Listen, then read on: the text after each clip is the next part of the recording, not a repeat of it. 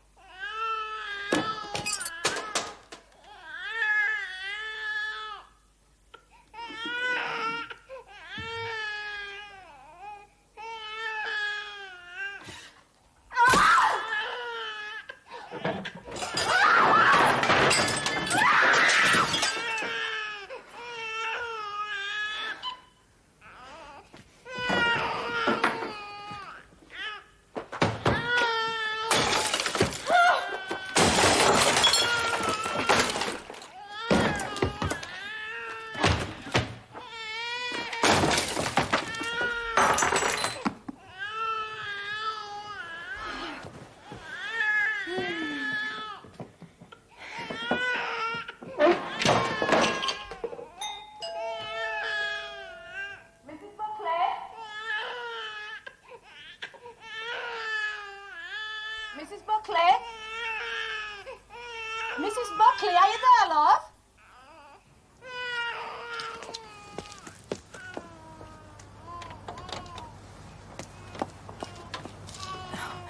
Hello, love. I just wondered... Well, I wondered... You okay, dear? Oh, only I heard this noise. Things being broken, being smashed. I'm all right. Mrs. Roberts from next door. Seen you around. How's your baby girl? Boy. Cries a lot. He does. Yes, well, I thought perhaps some vandals had broken in. It was an accident. I nearly phoned the police. Well, then he had the baby, and I thought, well, I she said must an be... accident. Invite me in for a coffee, love. I'm busy, you see. Really. What's up with you? There's nothing. You look bad, love. Honestly, would you mind? You look ill. Thanks. Perhaps I could help. I don't need help. Well, if you've got some trouble, love, some problem... baby's crying. The baby's calling you. Like you need to change or he's bottle or Look. something. Would you just mind your own bloody business?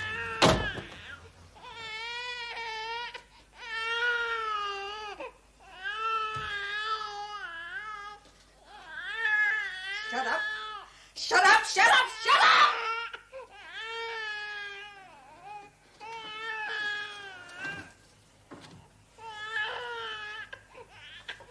Right. All right!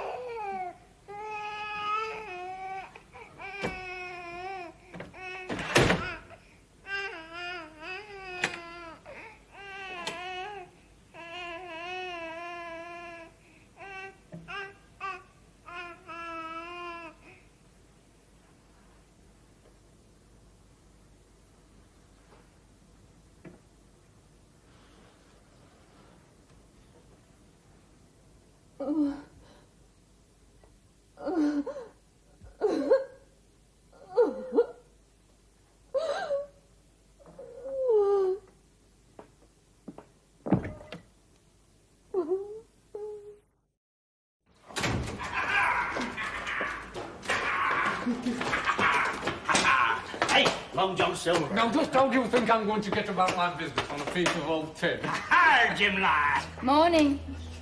Good morning, man. Entered comedy hour, have we? A bit of a laugh, that's all, man. Well, I'm the last person to discourage you from seeing the lighter side of life, Jersey.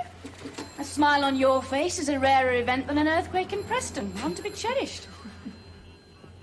What's going on? Oh, just a bit of a joke, ma'am. Really? Well, Roland, is it clean? Cleaning up, ma'am. Well? Do I have to wait for the LP? We've had a phone call from a Mrs. Edith Bridewell, Garner Terrace. She has a complaint against her son, Terry. Apparently, the lad has stolen her leg. What? Mrs. Bridewell's a one-legged lady, you see, ma'am. What woman? And she has this wooden leg which he took from a bedroom before Mrs. Bridewell got up this morning. I see. Any idea as to motive, Jersey? Well, he attends Ridgefield Comprehensive, and they're currently rehearsing Treasure Island as a musical for their end-of-term show. And he's playing Long John Silver. Do you see? Yes, Jersey, I do see. Mrs. Bridewell's very upset, ma'am. No doubt. Can't get about very well, can she, without a leg? Well, she has this auxiliary one apparently made out of tin. But it's not satisfactory, she says, tending to bend and causing her to wobble. Hobble. And has she laid a formal complaint of theft against her son? Not exactly, ma'am. Well, she hasn't she? She simply wants her leg back. And what have you done about it, Joseph, anything, apart from splitting your sides? Griffiths has gone round to the school to try and recover the item. Unless a complaint has been laid, this is not police business. Simply a gesture, ma'am. Welfare and good public relations.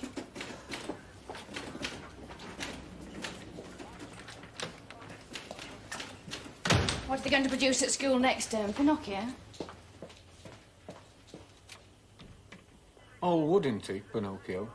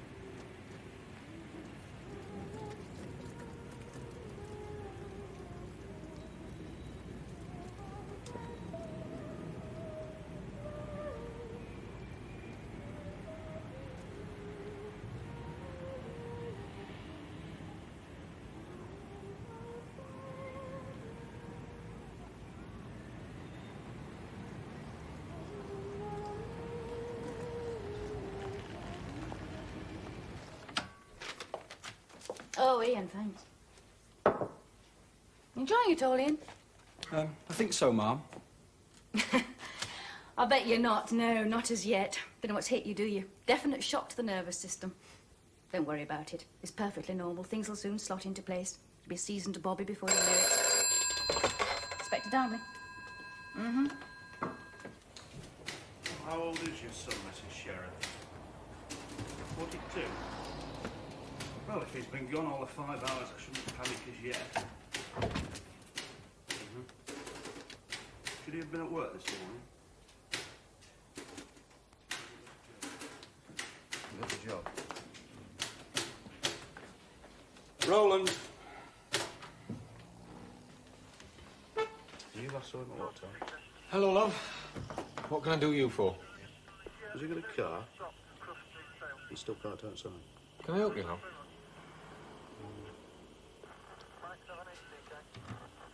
What's up, love? Has he got a girlfriend? My baby. Yeah? My baby boy. Hmm? It's dead. We simply don't have the resources to mount a major search operation. I've killed it. It's dead.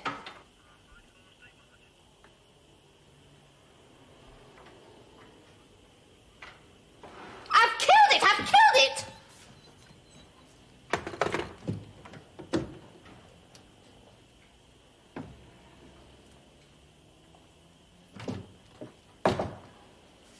after her. Stop her.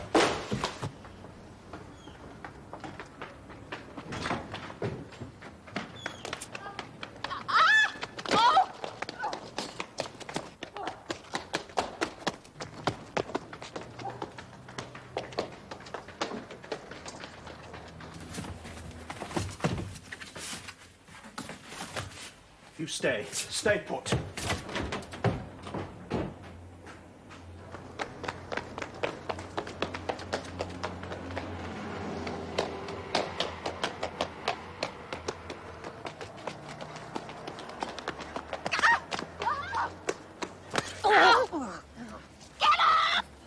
Come on now, take it easy. Come on. Great paws off me! Come on now, love. Oh! Ow! You've no right! This way, love. No bloody right! Oh! Ah! Let me go! I want to go home! Just yet, love. Yes, I do! Get out! Don't stand there like a wet Sunday interview room. Hiding me! Ow! I want to go home! Joseph? Joseph? Station desk, Sergeant Beck. Yes, madam, we got cut off. We'll phone you back, Mrs. Sherrick, with a somewhat difficult problem on our hands as of now. Madam, don't worry. I said we'll call you back. Joseph, please. She just calmed. She suddenly went dead quiet, just like that. Look, I realise I'm only the inspector around here, but is someone going to tell me what's happening?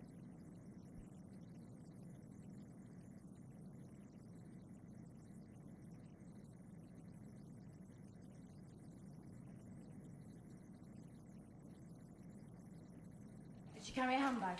None about a person nor in the pram. Get on to the police Never seen a station, pram establish before. his whereabouts for the next couple of hours. Ask him to stand by, might be needed. What about CID? I'm not going to involve them until I know for certain what we've got.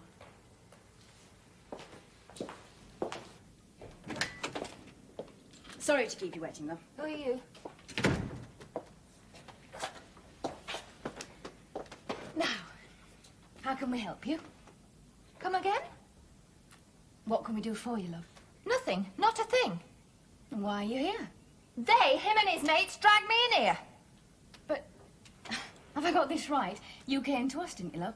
Walked into the station, talked to the lad at the desk. Changed my mind. I don't want you.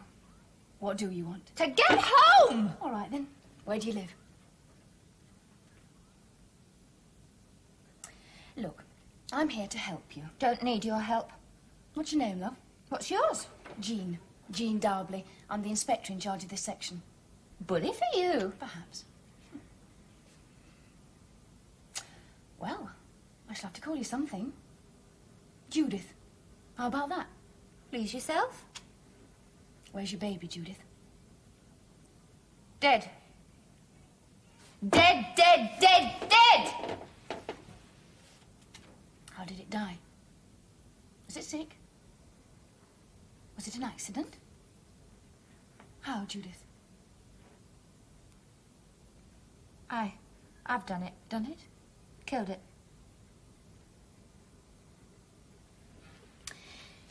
That's been said to me before, you know, Judith. I've gone and killed my baby. I've sat here in rooms like this and heard those words, those same words, many a time. Well, save it. Save it for your memoirs. How old is your baby? 6 months, 2 weeks, and 3 days. Was. How long have you been married? Who said I am? Your ring. Oh. Your husband work in Hartley, does he? Right, I'll not have it, I'll not have that. You'll not bring him here. It's all right, it's all right. You don't have to see him, not if you don't want to. But he ought to know, don't you think? Be told what's happened. He'll know when's good and right. Your accent, you're not a local lass, are you? So? Lived long in Hartley? Long enough. Sits like concrete on my neck, this town. Baby born here? Born and died here. Amen. Boy or girl? Boy. And you wanted a girl? I didn't care either way. What did you call him? His father chose the name. What? Donald Duck. Hello. Here's something. Shopping list scribbled down on an ordinary piece of paper. Keep looking. You'll have visited your doctor lately, yes? Will I? Taking the baby along regular, it's normal practice. Is it? Under the doctor yourself, love, are you?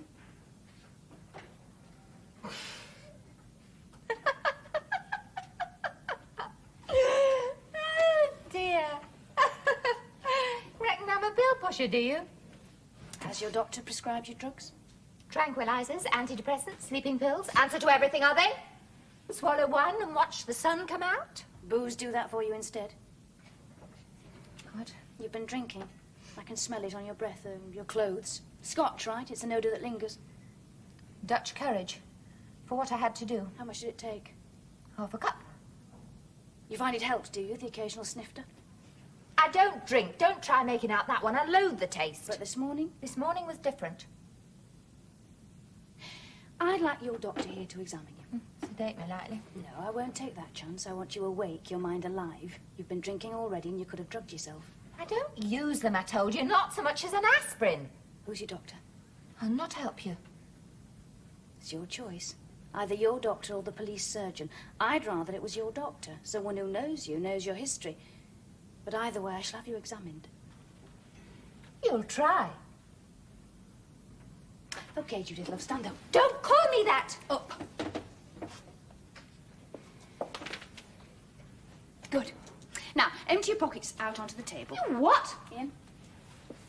Now, love, I'm going to go through your pockets. If you resist, the constable here will restrain you, but either way, it'll get done.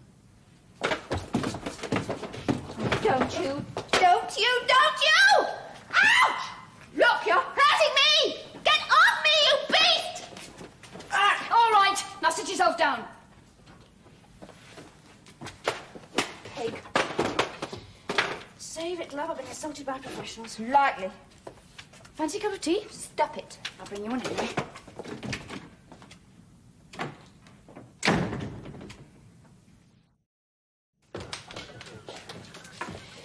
Non-cooperative, giving away as little as possible. Divisional HQ are sending round a policewoman and the police surgeons on standby. Good. Did she do it? Your sister? You believe her? She could have. Violent enough for it. Furious. Boiling up inside her, ready to explode. These were in her pocket, plus these bus tickets. Issued with last week's date. Both come from stage 14.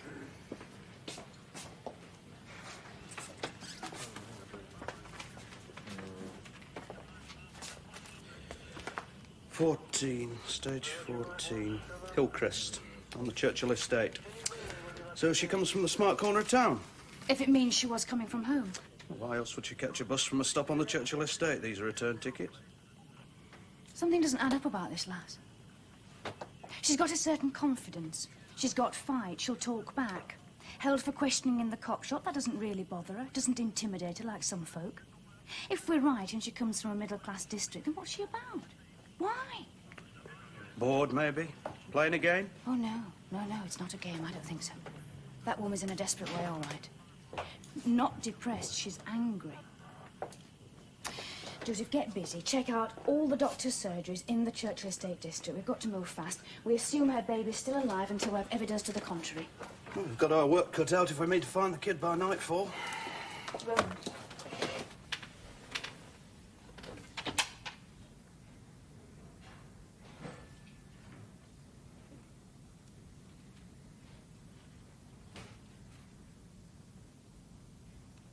Think I'm rotten to the core, don't you? The lowest. Rock bottom. Don't you? No opinion, madam.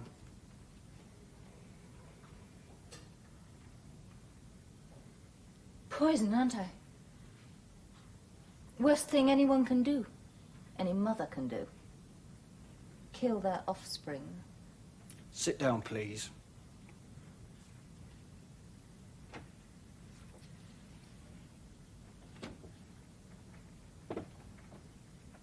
Call me names. Abuse me. Please. I'm not sorry, you know. Not sorry I did it. Hit me, why don't you? Just sit down.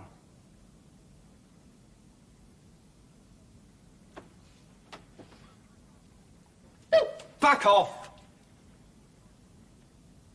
You hate me. I said sit there. Get back here!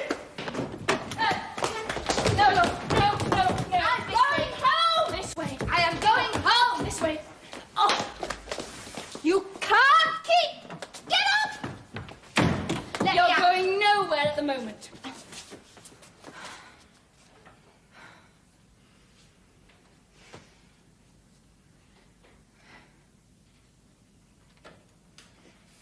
Phil, That's right, love. Get it all out of your system. don't you be so bloody condescending. Tar, I've been spat on before, you know, love. Everything in the whole wide world's happened to you, hasn't it, love?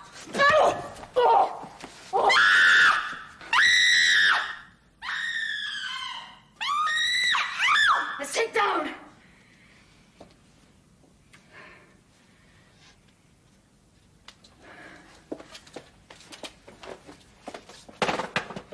Going to charge me then? What with? Assaulting a police officer. I hit you back. How about killing my baby boy? Charge me with that then. How do I know you're telling me the truth? It's the truth. Where's the evidence? Tell me where the body is. It's done. Baby's dead. When, Judith, love?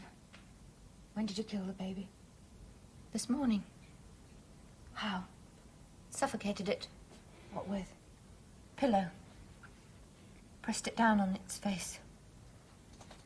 Why did you kill your baby? You got one? A baby, no.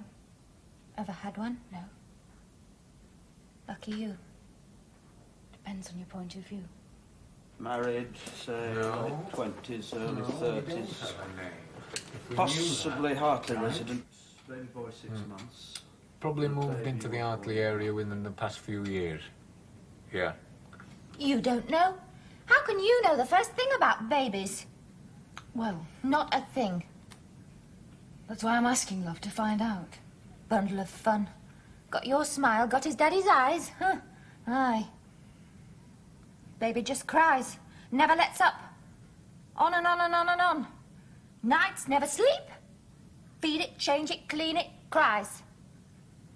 Little monster. Watches me. Well, can't talk, can it? Bright little eyes demanding, I want, I want, I want. Well, so do I want. Why should I?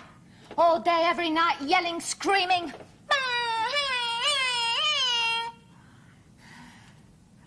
You couldn't cope.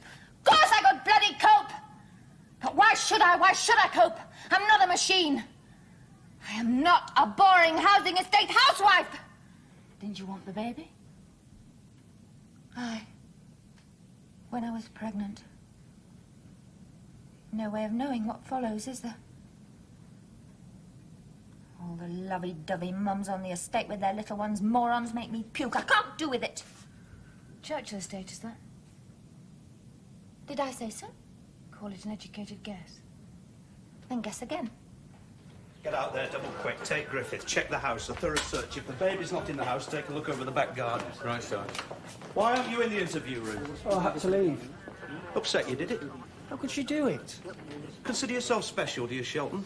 Think you're the only Bobby with finer feelings? Of course not. Well, you surprise me. Anybody would think this had been laid on for the benefit of your sensitivities. Look, this kind of business gets up everybody's nose. Learn to deal with it, understand me? Aye, Sarge. Right. Get the woman a cup of tea and use a plastic cup.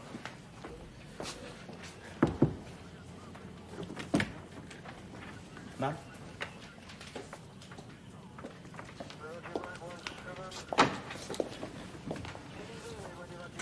We've traced her. Her doctor's on the way. What about the husband? No luck as yet. Not registered with the same doctor. Who is she? Mrs. Kim Buckley, 17 Hillcrest Road, Churchill Estate.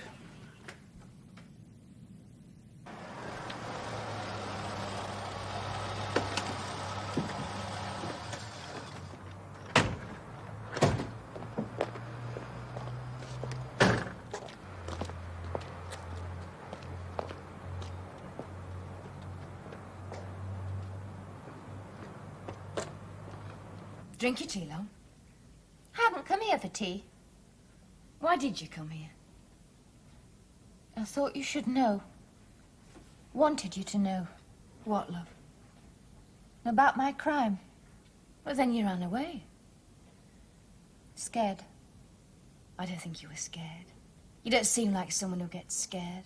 I was afraid. But maybe you wouldn't listen. Maybe you wouldn't understand. Understand? Why? But why won't you tell us where you took your baby? You wouldn't hear me out, would you, if I said? I've listened. So tell me now.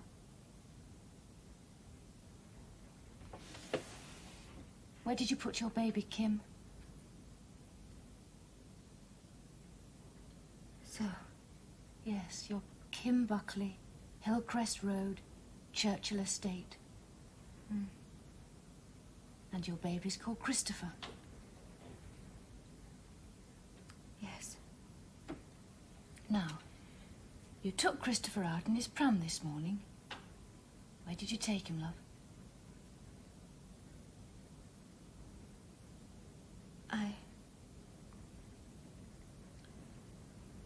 Yes, go on.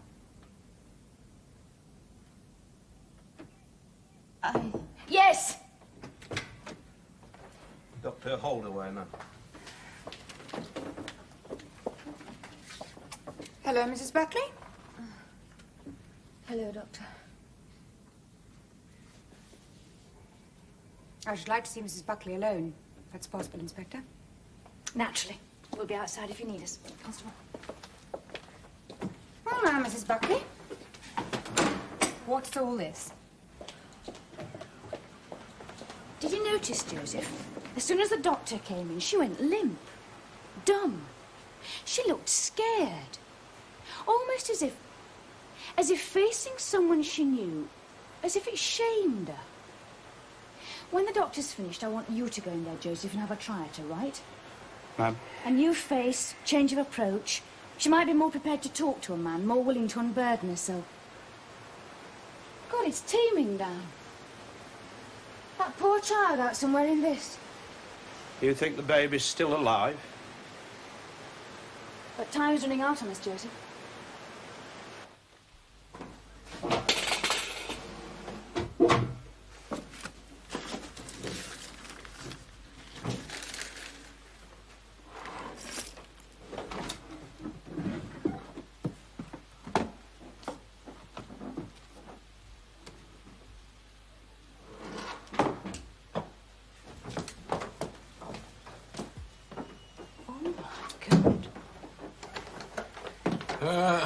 Who are you, love? Neighbour lad. Name of Roberts, number 15. I knew it was something like this. I heard all this crashing, banging about. Friendly with these people, then, are you? She keeps herself to herself, does the lass. Mr. Buckley will always pass the time of day. Nothing. Happen to know where he works, do you? No, he's a school teacher. What, in Hartley? Ridgefield School. He's head at maths department. 7189 to Hartley. Why did you smash up your home? Angry. Furious. Felt this Yeah, go on, tell me. in me, welling up inside. Oh, anger. Rage. Wanted to break, smash. Wanted to destroy. And you did. I mean your baby. And I did. What did you do with the body, Kim? Took it away. From your house? In the pram? You took the baby away from your house in the pram? That's what I did. Look, I want to see her now. I'm sorry. now. I can't permit that. What? Given your present attitude and state of mind, you will only make matters worse. Damn it, I'm her husband. I have every right. You can't stop me. Please sit down, Mr. Buckley. Try and contain yourself. Look, I want my child back. We all want that. Well, then what the hell are you doing about it? Wasting valuable time at present. I can't believe she's... I just can't believe she's gone and... killed him. She wouldn't. She just couldn't do a thing. Mr. Buckley, can you think of anywhere Kim might leave the child? With friends, for instance, relatives? Oh, we've no relatives in Hartley. A few friends, but mine more than hers. Colleagues from school in the main. How does she spend her day when you're at work? Huh? Oh, well, usual things, I suppose. I don't really know what she does with her day. Well, does she have a special place she might like to go? A favourite walk? Some spot she might like to visit? Sorry. Just don't know. Do you know of any reason why this should have happened? Oh, we had a terrible row last night. I accused her of leaving the house like a slum. Kim has a pretty violent temper when she's roused, and we weren't on speaking terms when I left this morning. But surely that's... Have you been unhappy together? Well, no, not at all. I haven't rowed like that for ages.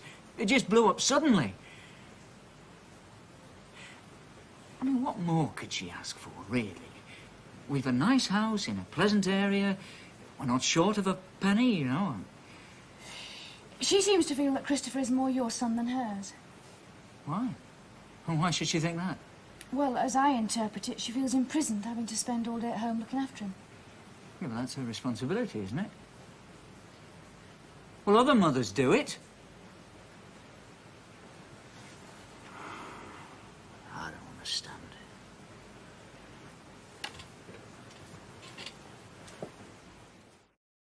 You put the body somewhere, left it there, then walked here to the station pushing an empty pram. Aye. Where did you put it? Where did you put the baby, Kim? Did you bury it?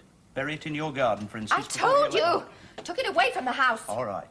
So you put it somewhere else? Somewhere in town? Or in the open? Did you leave it outside or indoors somewhere?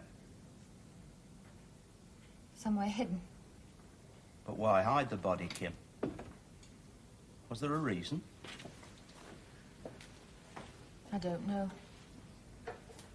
I don't know why. When you left your house wheeling the pram, where did you walk? Through the town. Past the biscuit factory in Perry Row. Getting a whiff of the baking. And then? Down by the slaughterhouses. Into Market Square. Went past Jeremy's school. Ridgefield. There was... What? There was a girl singing. It was a sweet sound. What was the girl singing, Kim? An old song. Where did you go then? Pushed the pram up to the hilltop by the cemetery. It was a bit puffed by then, so I just stood there gazing at the rows of headstones. You can see the whole of Hartley from Hilltop Viewpoint. Aye, it's a grand view from there. There it was, spread out before me. Hartley. What a dump. Grotty old town. I could see people. Tiny they were from where I stood. Going about their business. 9 to 5, normal routine, nothing special to the day. But me, I was in bad bother. Why me, I thought? Why is this happening to me and not them down there? And then you left Hilltop Viewpoint. Where did you walk then?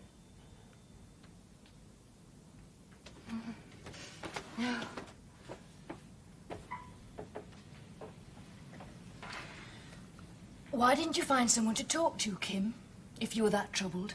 Someone qualified to help?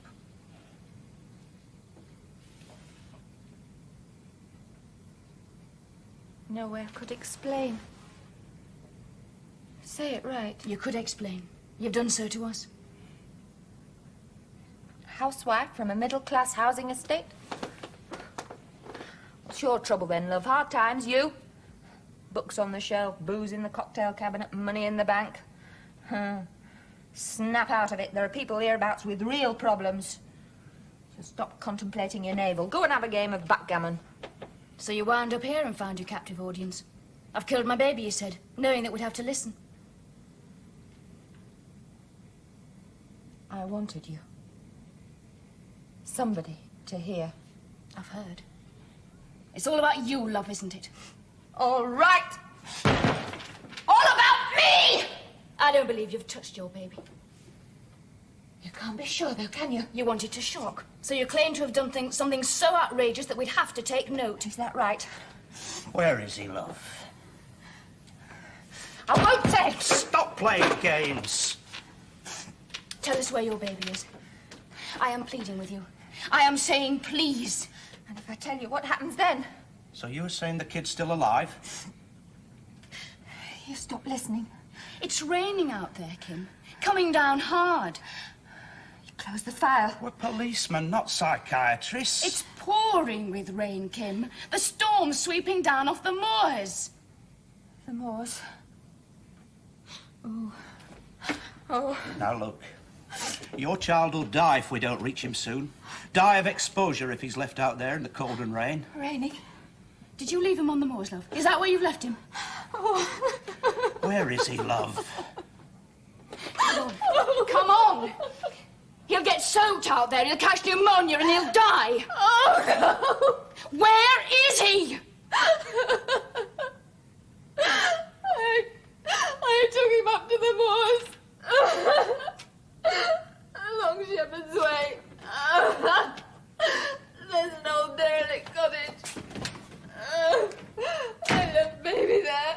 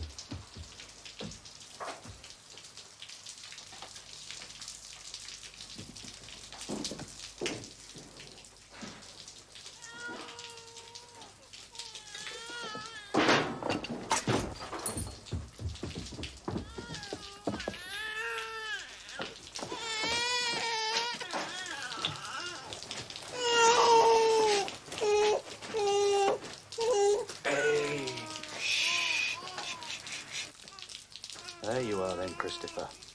My little sunshine.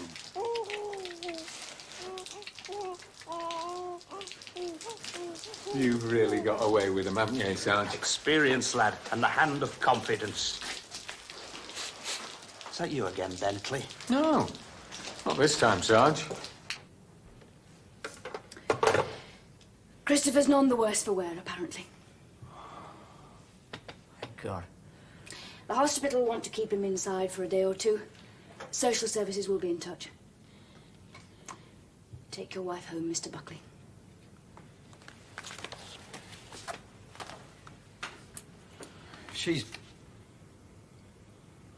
We've put you to a lot of bother.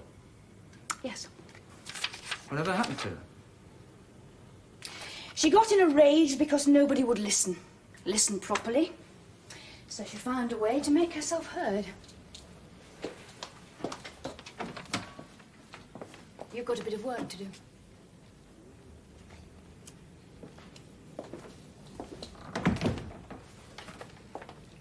Letting her go? We'll submit our report to headquarters as usual. They'll get the medical reports on Kim, help them decide whether she should be prosecuted. Always the chance it can happen again. For real next time. I don't think so, son. Then there's the wasting of police time. She pays her rates. So do I. Mostly.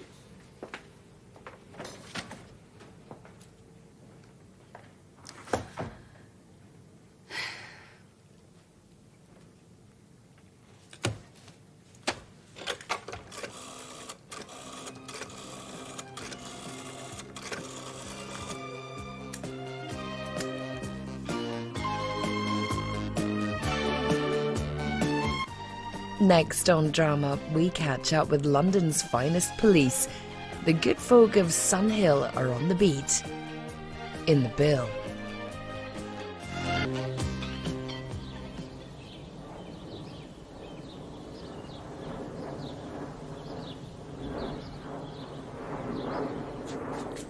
There, the manager.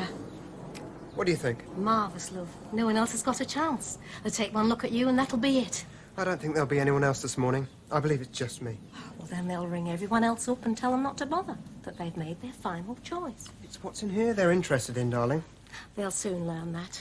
Everyone nowadays, you know, wants degree people, even travel agents. Well, there aren't any degrees in customer relations. It's appearance, presence, intelligence, manner.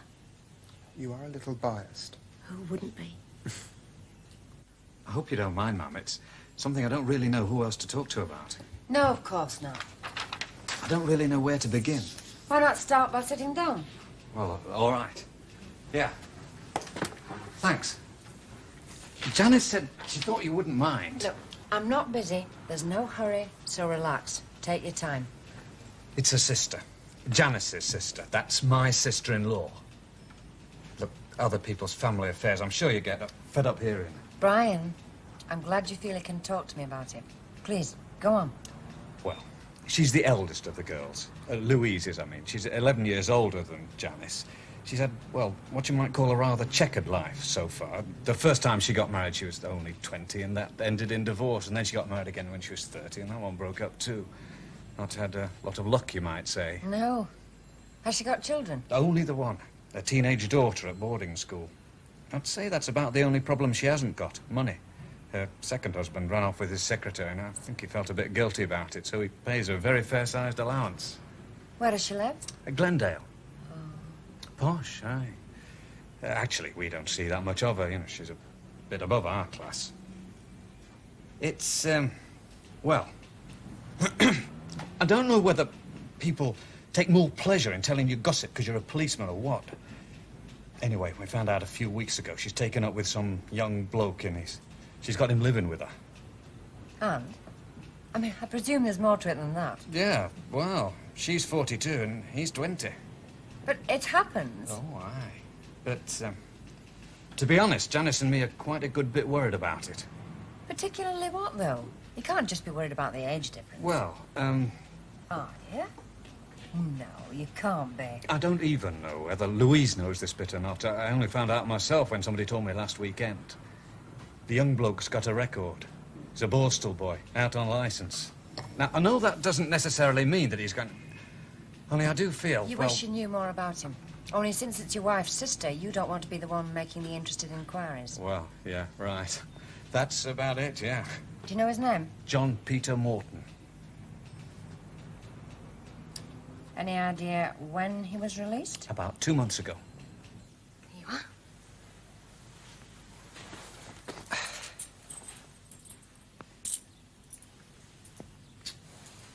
I shall pray. Dear Lord, please give John Peter his big chance. You never know. It might work. What time will you be back? What do you think? Would it seem very pushy if I asked him if he'd like to have some lunch? No, of course not. I mean, after all, customer relations. I do so hate asking you. Well, at least you should be on the safe side, just in case. I know you won't use it if you don't have to.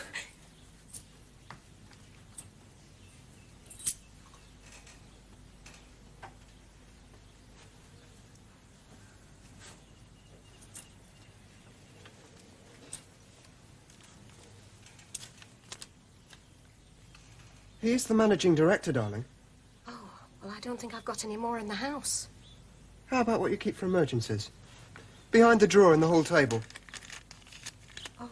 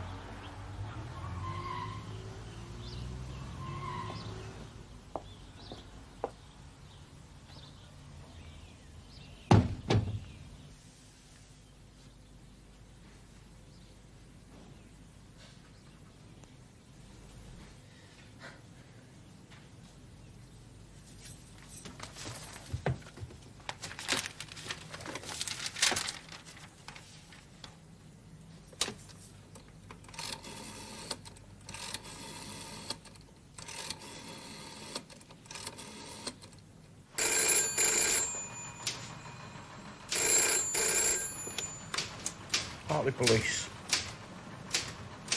No, I'm sorry, PC Keller isn't available at the moment, madam. Can I give him a message? All right, be like that. Sarge, is it anthropomorphic or anthropomorphic?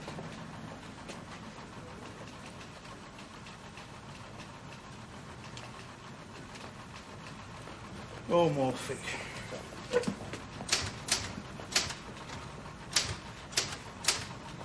Why? Forgot my dictionary.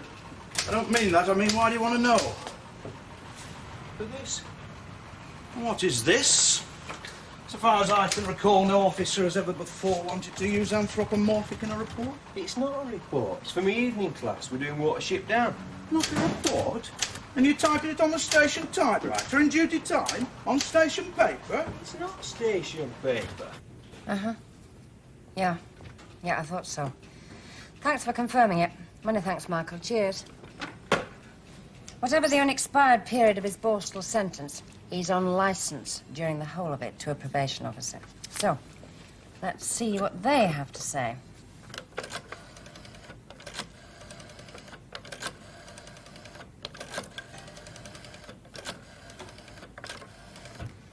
Janet Phillips, wasn't it? Yeah, that was it. Hello? Is that the probation office? This is Inspector Longton. Could I speak to Mrs. Janet Phillips, please? No, it doesn't matter. Could I speak with one of the other seniors, then? Acre Street, aren't they? Aye. I want to get some more muesli from the health shop. Might just pop over. Hello? Yes, this is Inspector Kate Longton. Who am I speaking to, please?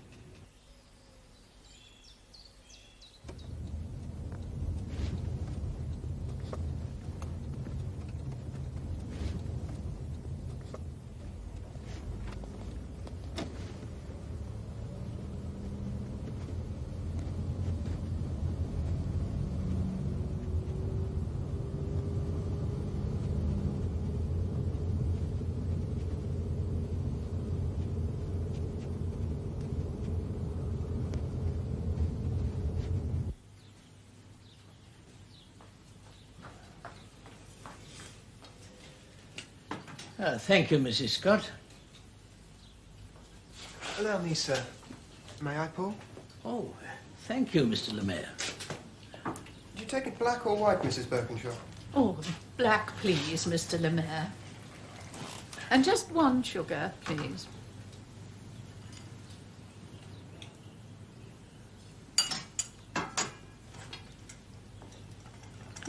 Thank you. There we are.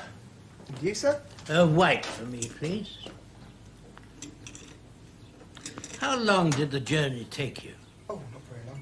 About 2 hours. Once you get onto the motorway.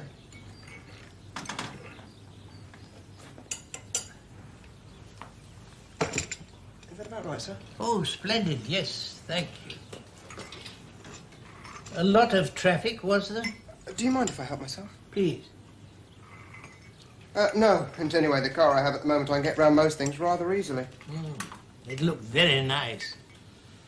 What is it? Oh, just the good old Renault. Of course. Une salle très ravissante, madame. Merci, monsieur. I'm afraid our French is only up to school level. Isn't it, Winifred, eh? Is that where you originate from, then, Mr. Lemaire? Oh, no. I had a French grandfather, that's all. Mine's not what it should be, I'm afraid. I've had a few holidays there. My stepfather was in the diplomatic service in Paris for a little while, which was pleasant. But I was very lazy. I didn't take the opportunity to learn when I should have done. But I mustn't take up your time with reminiscence. I'm here for you to see if I'm at all the sort of person you're looking for. Yes, well, now, perhaps we ought to begin by asking you a few questions, then. If you wouldn't mind, Mr. Lemaire. Of course, anything. Only I wonder, could I ask, it does seem so frightfully formal calling me Mr. Lemaire. Would you mind John Peter? Makes me much more at ease. No, right. John Peter it shall be, then. Of course, it's really Jean-Pierre, but in England that sounds... I think first thing of all ought to be my references, shouldn't it? Then you know I'm who I say I am. Yeah. I keep promising myself I'll have them copied. It's foolish to carry the originals around, but, well, I haven't had much occasion to use them yet. Must be in the other pocket. Now, where on earth? Oh, no. Don't believe it. Don't tell me. Don't say you've lost them. No, not lost. I distinctly remember putting them on my desk. Oh, how absolutely stupid. Utterly ridiculous. Well, now, look, John Peter, never mind for the moment. We can do without those for the time being. I'm a man who likes to make up his own mind. I can always have a fair idea of what people are like just by looking at them. So, tell us a bit more about yourself, and never bother about what's happened just now. Oh, I really am most dreadfully sorry. However could I be such... Oh, let it be. Now then, so how long were you working for this lord, whoever it was, as his personal secretary?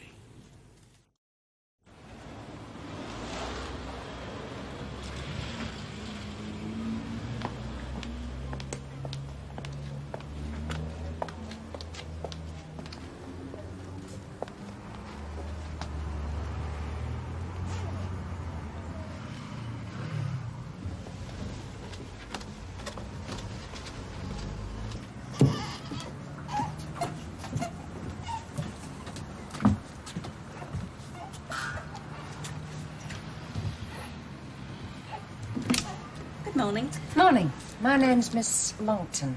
Mr. Barnard's expecting me. Is he? Mr. Barnard? Mm. Would you mind taking a seat, please? I'll just see if I can track him down. Thanks.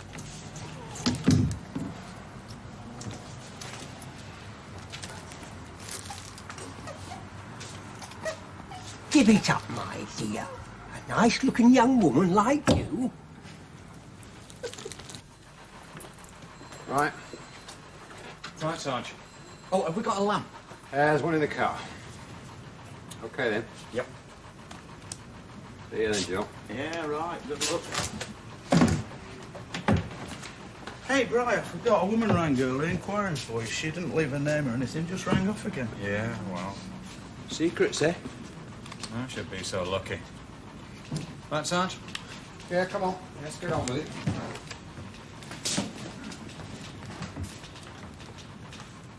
The Muck Cleaners Upper Society, that's what my uncle used to say we were. How long was he in the force, then? 30 years. And then he went 6 months after he retired, just like that. He always said leaving would finish him. He'd have jumped at it. Going to fish a corpse out of a culvert, his idea of a really interesting morning, that'd be. 30 years, though. Funny sort of life some people choose. It's a good life. I mean, you make your own, don't you? Yes, if you would, please. Thanks, Deirdre. Shouldn't be a moment. Sorry Peter Barnard isn't here. Something very unexpected for him to go like that. No, it's all right. I'm glad I had a chance of seeing you again. How have things been? Busy? And you? Oh, very. How's John? John? Oh, the youth club. Well... Nice man, I think. Yeah, seems so. One of the legions of disillusioned probation officers. Are there that many? Oh, I don't suppose so. Not really. No more than police officers. There are plenty of those. Heck, that was quick. It was on Peter's desk. Deirdre, this is Inspector Longton. How do you do? Is it everyone in the probation service we're not popular with? I think you're imagining things a bit. And yet you... What? Well, I was sure a request for information would bring the confidentiality shutter down. Well, it depends on the case. This particular lad is rather exceptional. He's Peter Barnard's client, not mine. But I do know about him. We all do. Could I ask you first, is he in trouble? Not as far as we know. Up to now. Will you tell me why you're inquiring about him? Some of it is confidential. It's got something important to do with one of my officers. Is that enough? Okay. What name did you say? John Peter Morton. Oh, how unusual. Why? Isn't that his real name? Yes, it is. That's what's unusual. He doesn't usually use it. Very confusing. We're released from Borstal 2 months ago. Another 8 months to do on licence to Lucky Us. Known to the other inmates as John the Lad.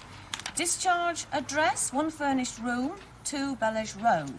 Landlady Mrs. Paget, who said he was out seeing a friend when his supervising officer called. Came in here to report a week ago last Monday. That's a bit longer than I'd have let him on the loose myself. I'll tell you one thing for a start. This address is not living there regularly. Oh, thanks. But I think for the moment we won't let on we know. Moved in with a girl, I suppose. Not exactly a girl. Oh, so you know where he is? Yes. So if we need to find him, we know where to go? You're not greatly bothered he's moved? Well, not on its own, no. But don't think that he doesn't bother us generally, because he most certainly does. John Peter, grand to have met you. Very nice indeed. Thank you. And you, sir. Mrs. Birkenshaw. Please don't try to get up. It's been the greatest pleasure, madame. Now, there's nothing else at all you want to ask us? No, I don't think so, sir. Yes. Good. Well, goodbye then, and thank you very much for coming. On the contrary, thank you for seeing me. Well, now, look here, John Peter, we're both men of the world.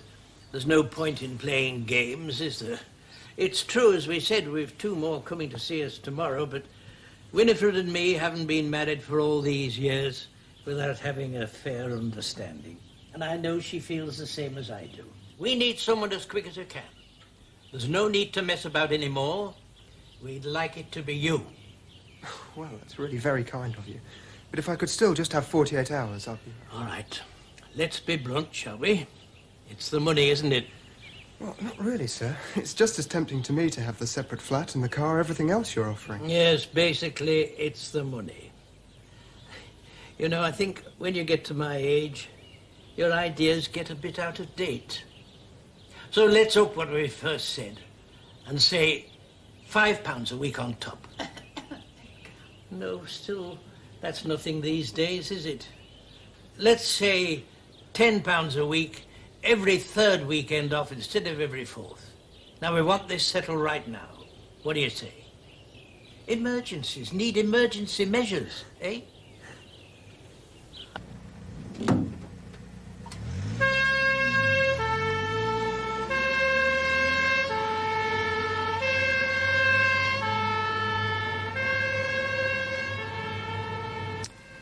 In my opinion, he is what is often known as a psychopath. Psychiatrists. They always hang labels around people's necks if they can. Short-term drives, must have immediate satisfactions, inability to differentiate between right and wrong, lies for the sake of lying, incapable of learning from experience, and is always highly plausible. And so on and so on. All the usual stuff. You don't go much for it? I'm sorry to say, yes, I do. Especially where John Peter is concerned, for want of a better diagnosis. Someone once said they're like flowers without perfume. That is John Peter exactly. But quite bright. I think you could say quite. IQ 146. Keep out of his way. Is he violent? He hasn't any convictions for that yet. But there were one or two rather dubious incidents in Borstal, but it seems they never managed to get to the bottom of any of them. Something to do with a knife, a boy who was educationally subnormal. Oh, another incident to do with a member of staff's dog. That was not at all nice. Are you saying potentially he's dangerous? I would say he could be, very. Especially if someone frustrated or annoyed him.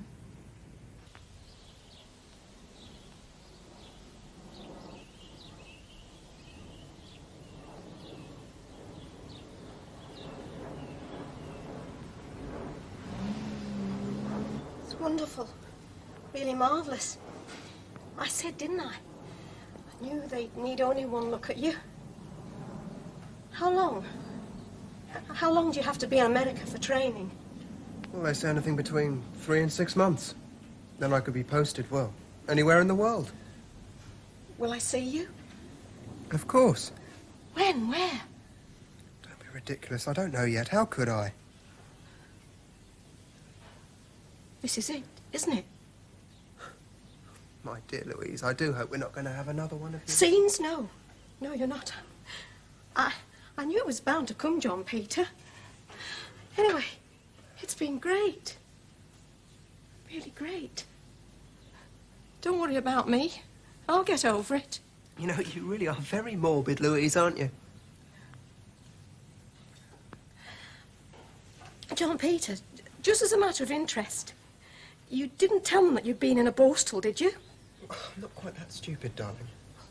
Isn't there something about if you want a visa for America, you have to fill in a form that asks, have you had any criminal convictions?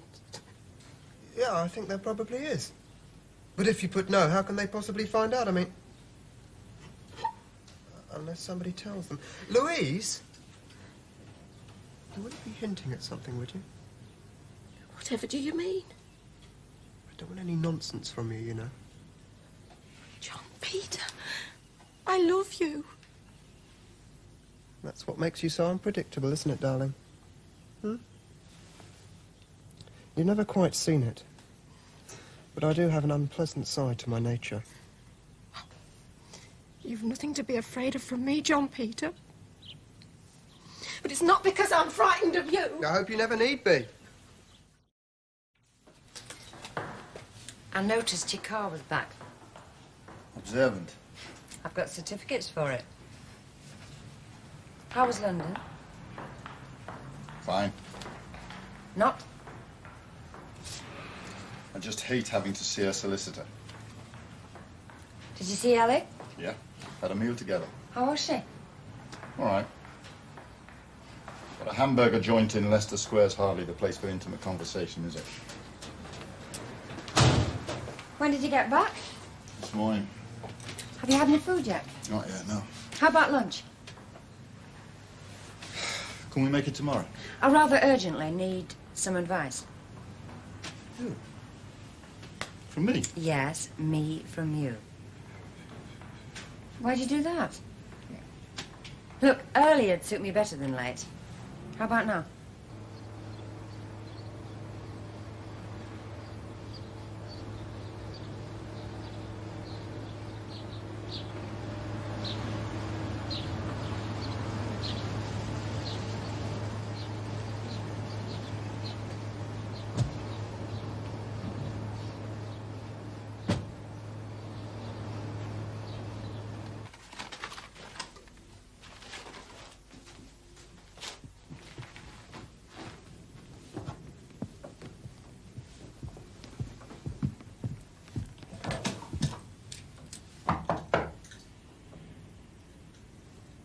Mr. Martin, there's somebody to see you.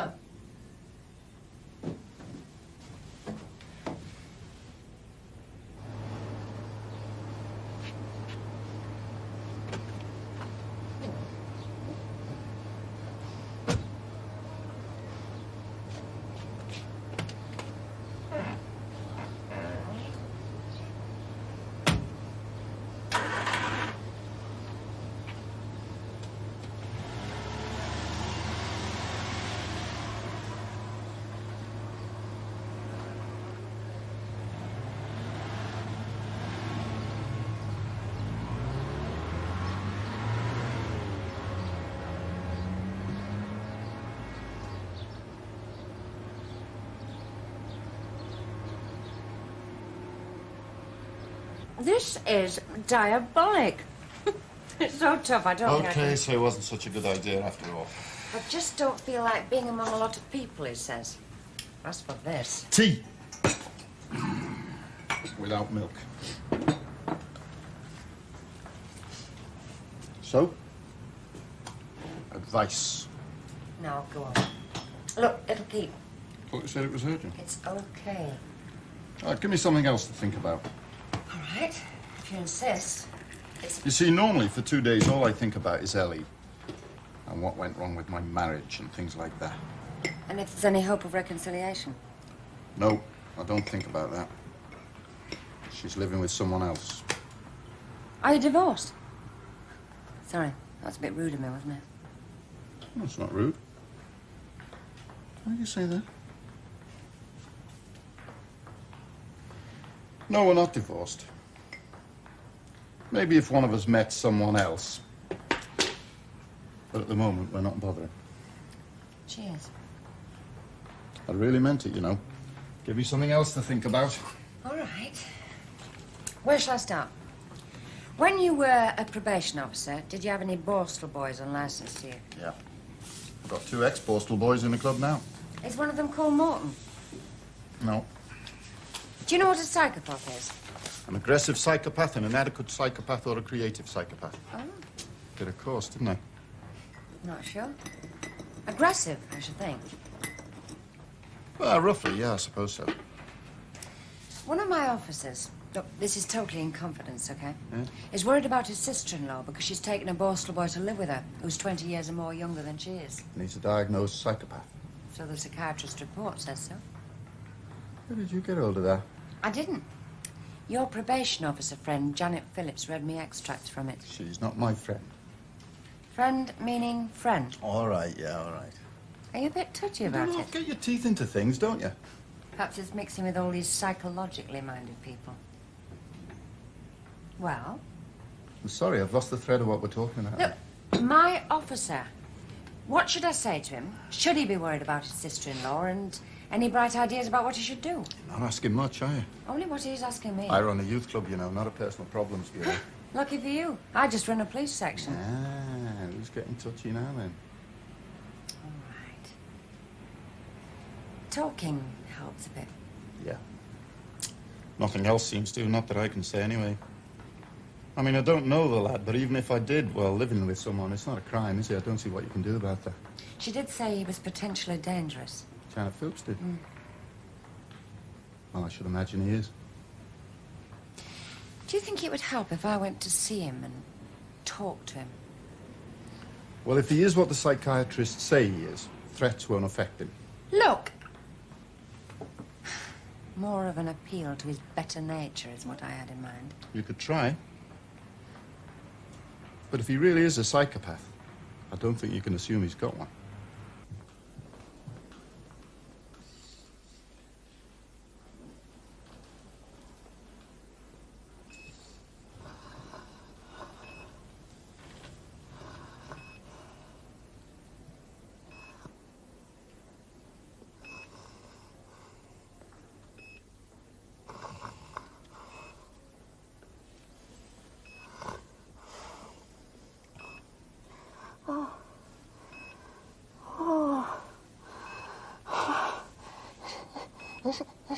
Is that you, John Peter?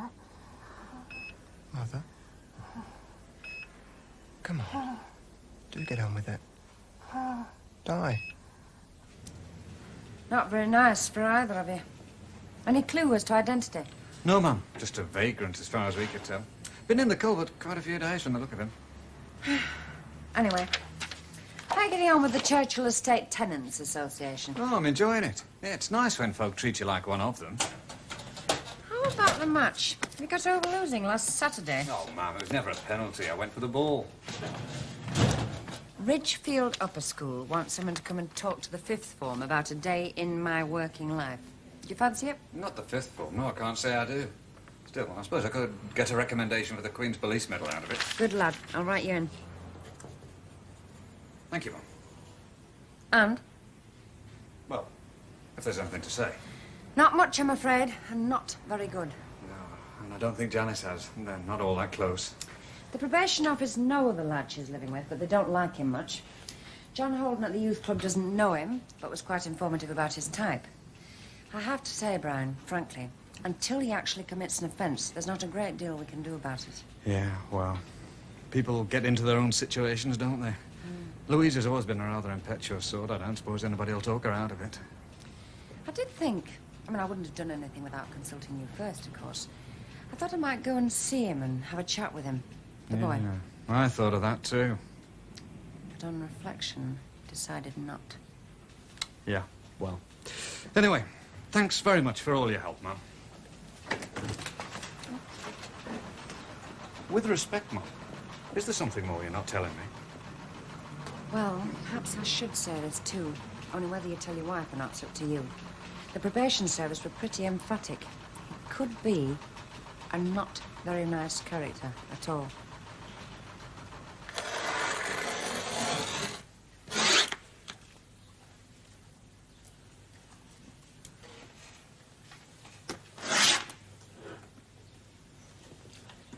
A big kiss for remembrance.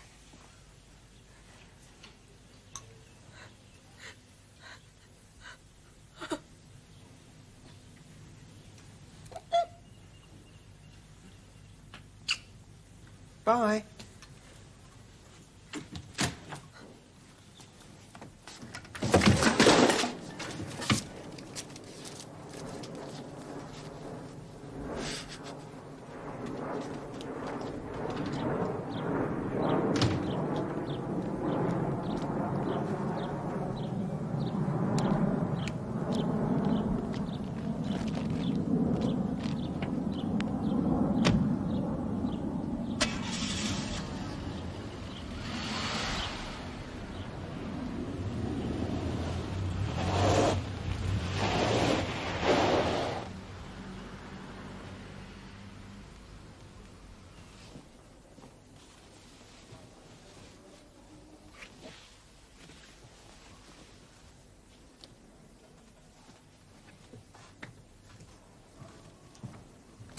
Get those files put away.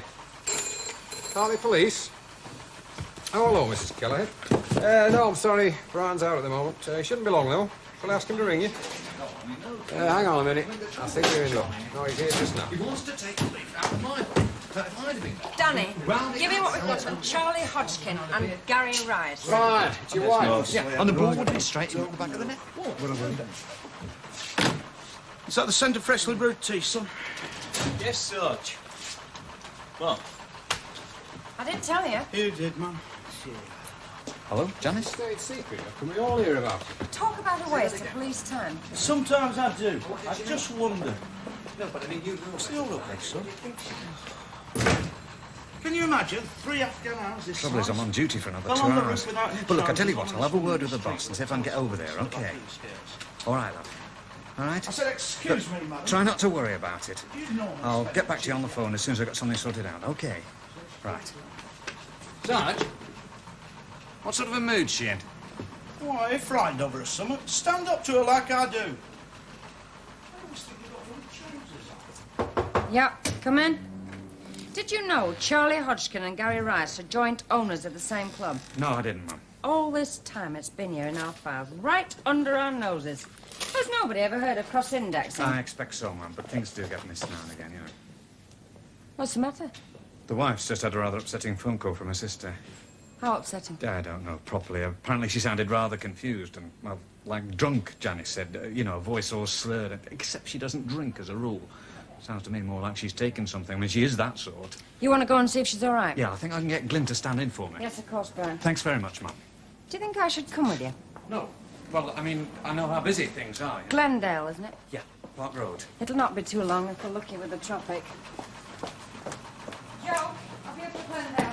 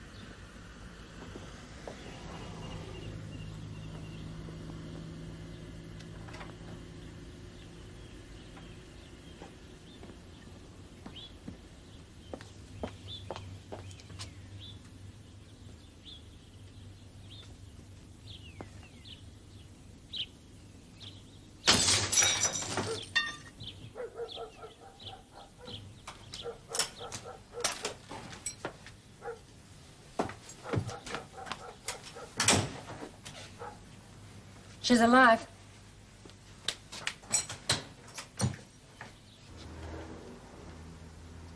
$7499 to Hartley. Hartley. Ambulance here, as soon as possible, Sarge. 38 Park Road. Will do. Any information on the casualty nature?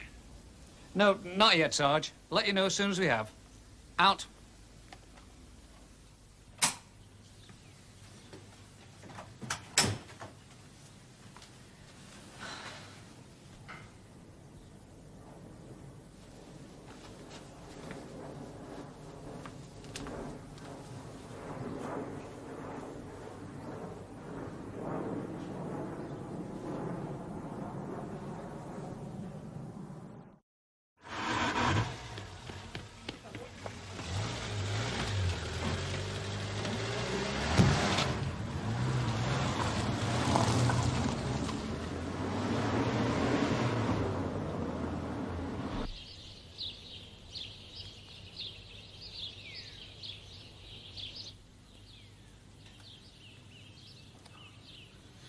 Edgar, please, for my sake, then, just telephone the police. There's absolutely nothing to be afraid of, Winifred. Nothing at all.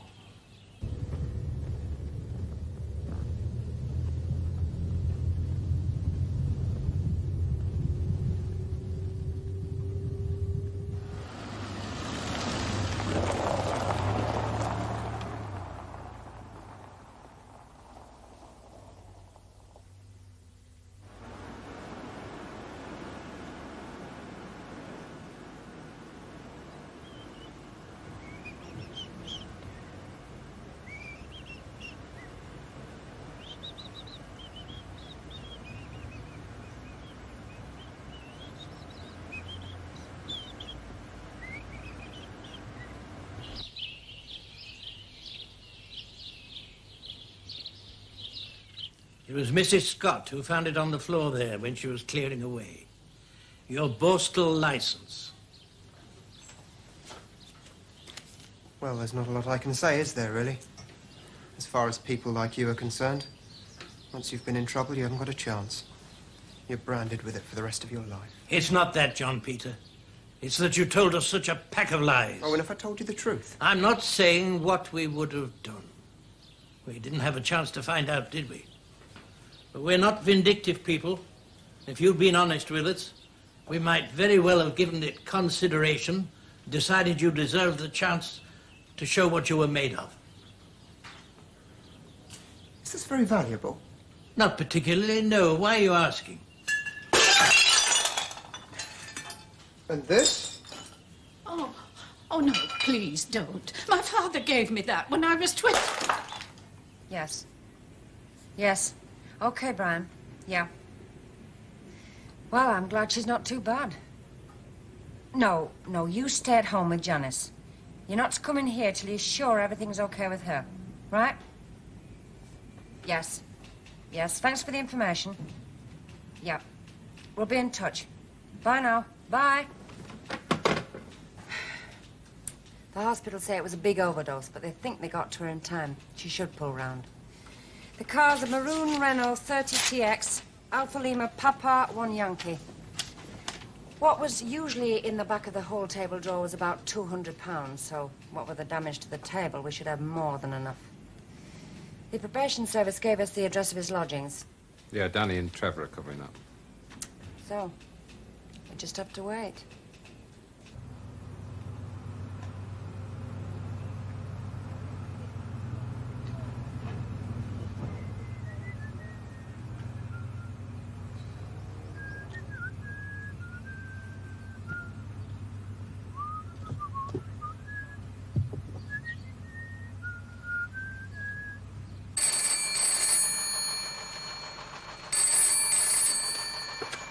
At the police station.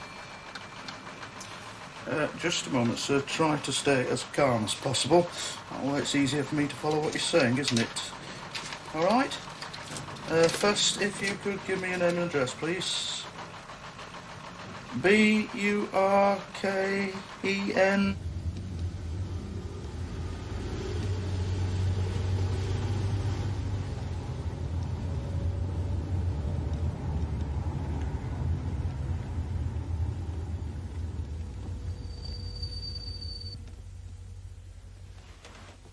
Good afternoon, officer.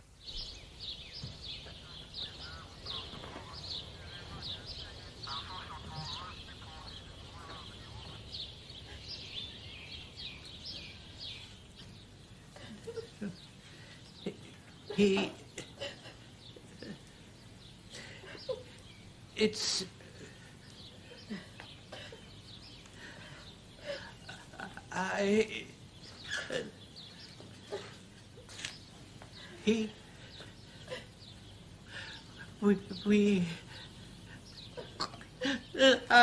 It's all right.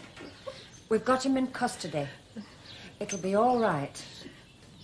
There's nothing to be afraid of. You're in no danger now.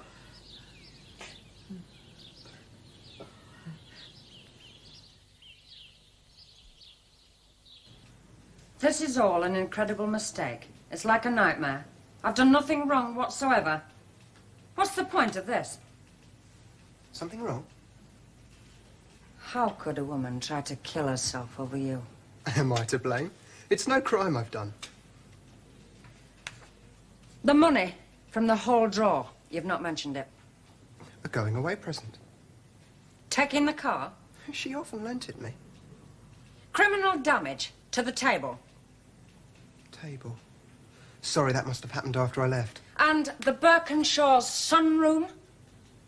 Very doddery old people. Always breaking things, don't you find? Let us know when you want to have another try. Oh, there is one thing. Apparently my poor mother's died. I would like to pay my last respects. Could you lay on a car?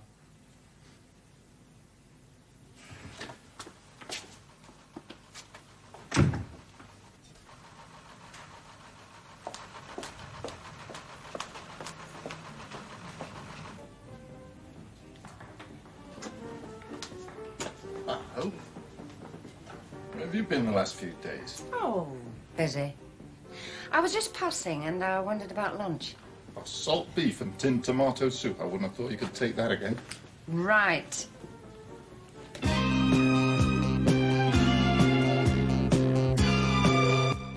Next on Drama, we catch up with London's finest police. The good folk of Sunhill are on the beat. In the bill.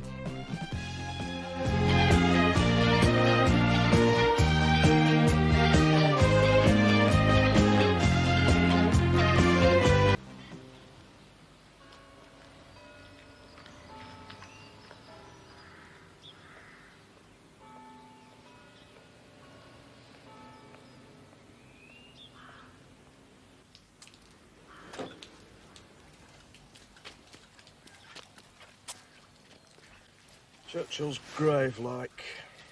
There's nothing stirring except a milk float. I'm going up to Cooper's End now.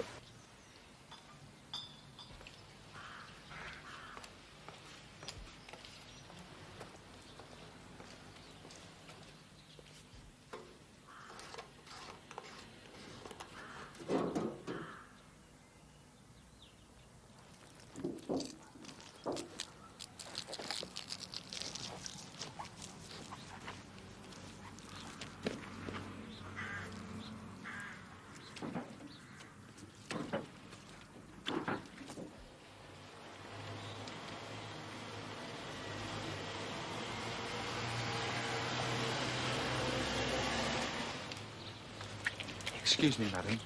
Routine check. Would you mind giving me your name and address? Cunningham. Eileen Cunningham, 10 North View. This in aid of the fire raising? Have you just come from home? Aye. Would you mind telling me where you're going to? My brother's. In Toniton Row, number 6. I'll have to look into your bag. Well, yeah. I'll stop for you now. Yes, you can. It's a request. Yeah, love.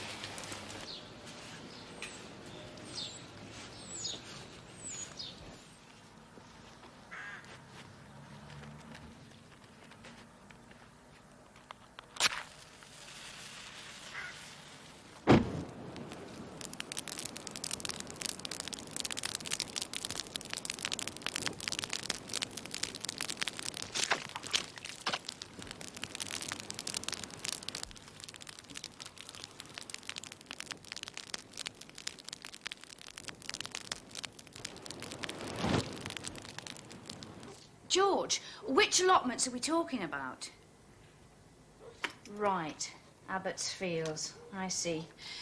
How serious? Anyone reported hurt? Very well. Tell Joseph I'll meet him there.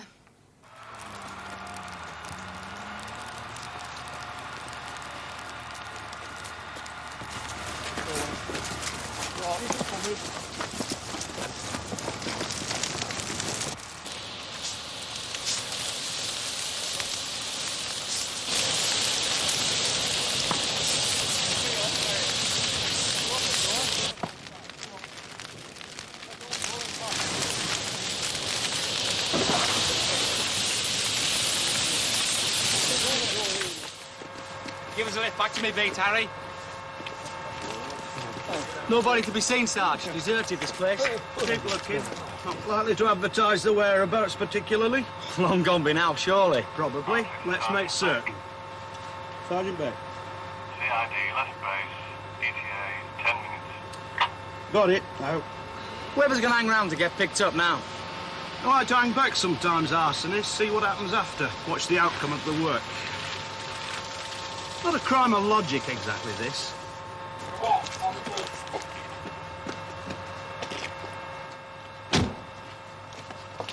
Where's CID? On their way, Mom. Mr. Logan. I've no information on that, Mum. Any ghouls? None shown. How was it discovered, Joseph?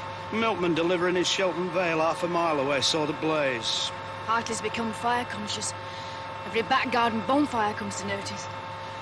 Seems to favour an early start, this character. The other fires were set at dawn. Classic time for depressions. And when there's not many folk about to disturb you at your work, especially out here. Assuming this one checks out as arson.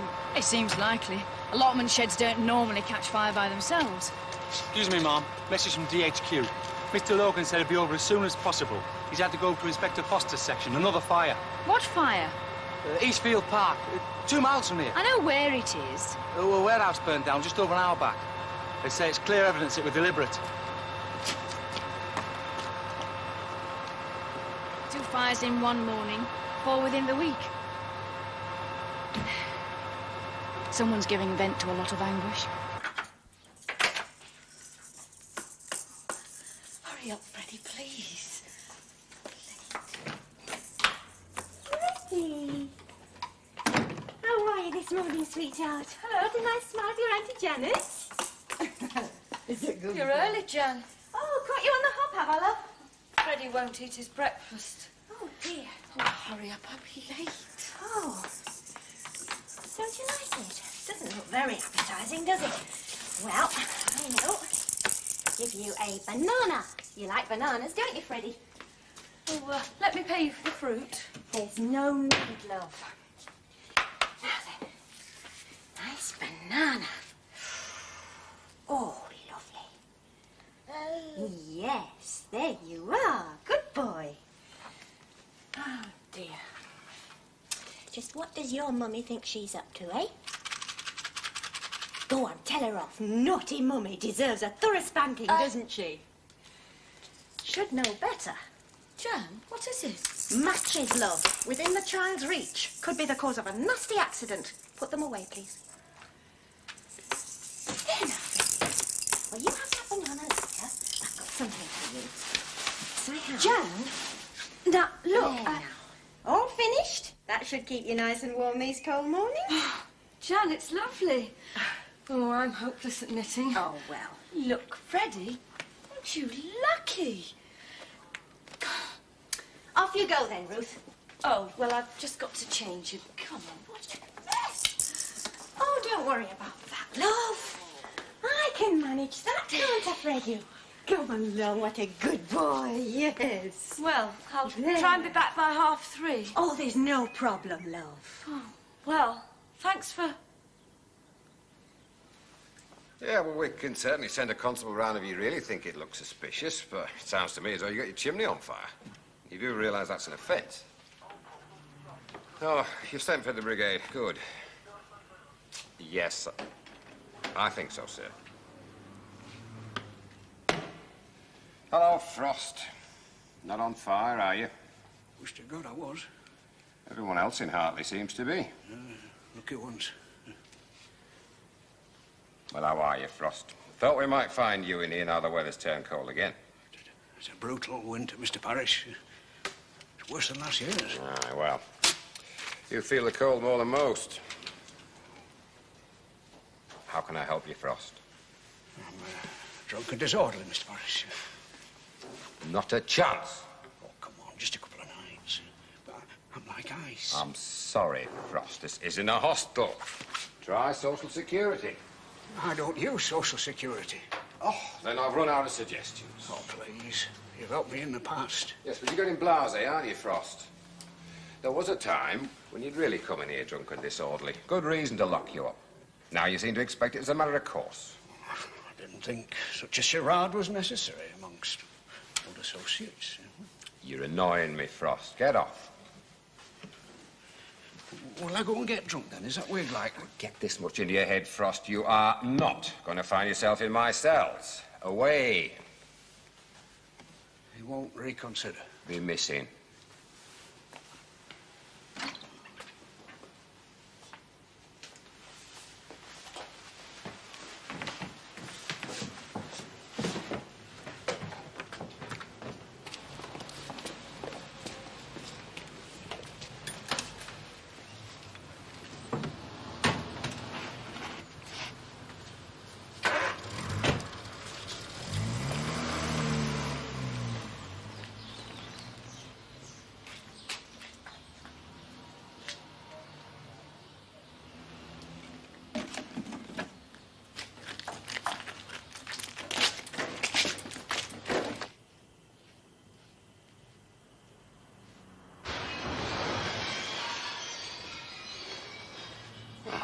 God.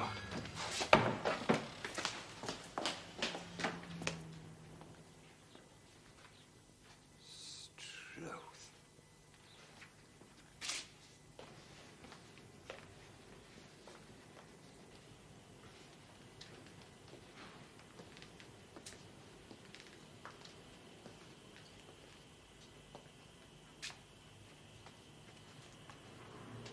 Sorry, Mr. Parrish.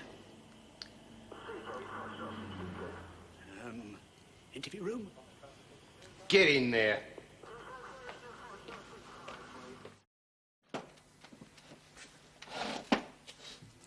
There'll be 2 charges of criminal damage. You'll come before the magistrates tomorrow. Understand. You don't wish to apply for bail, I imagine? Won't be necessary. What's happened here, Jean? I don't know. A glass window was there when I left yesterday. Sergeant? Your window's been broken, Mom. Yes. How? Broken with what? A bicycle, in fact, Mom. A bicycle? Sergeant Beck's bicycle. Must have been travelling at quite a speed, the sergeant.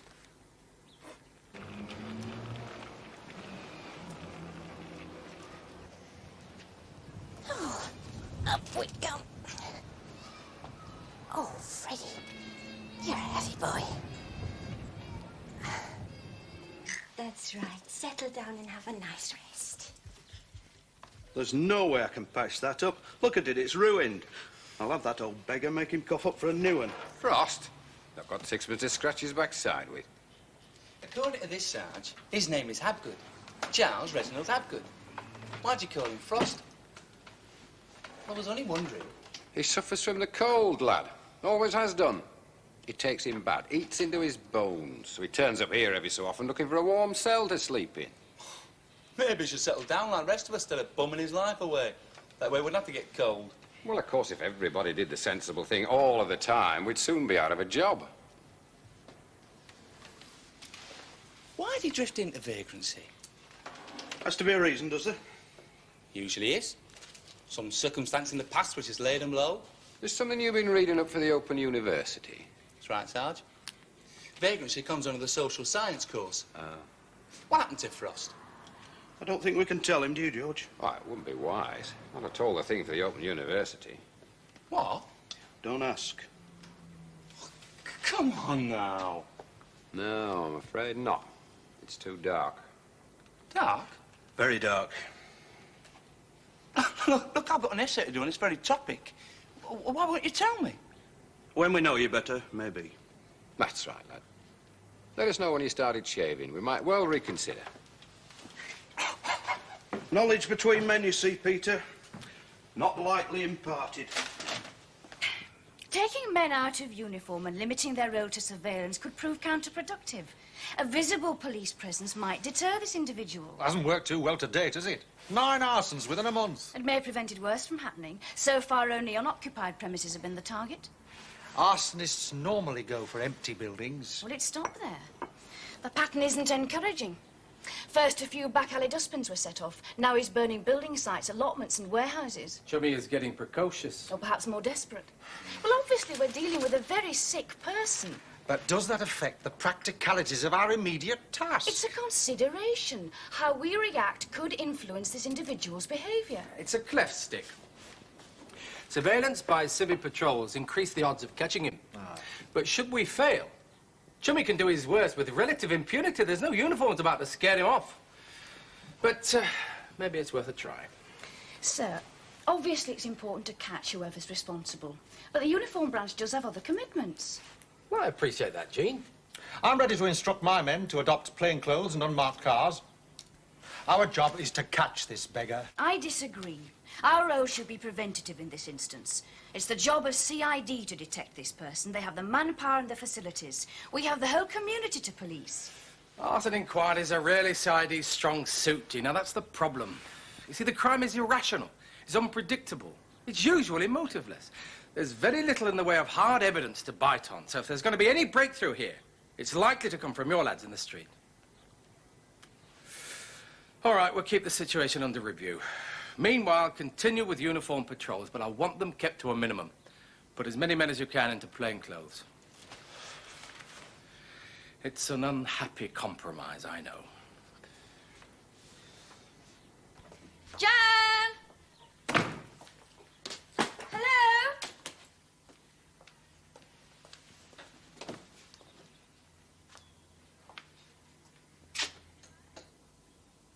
Jan?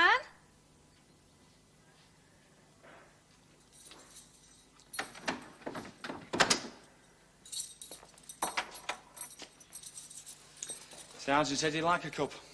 Grand.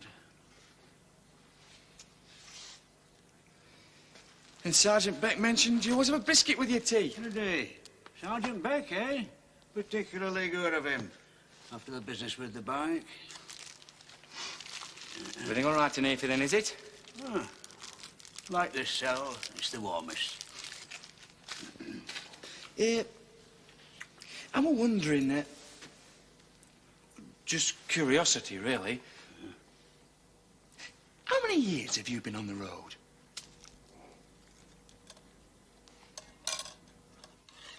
Of course, if you don't want to talk about it. 40. 40 years? What? Hi. I'll be off. You're new here, aren't you? I'm new, aye. Fairly new. Name? Sims. PC Sims. Sims. Well, you'll know me next time, eh?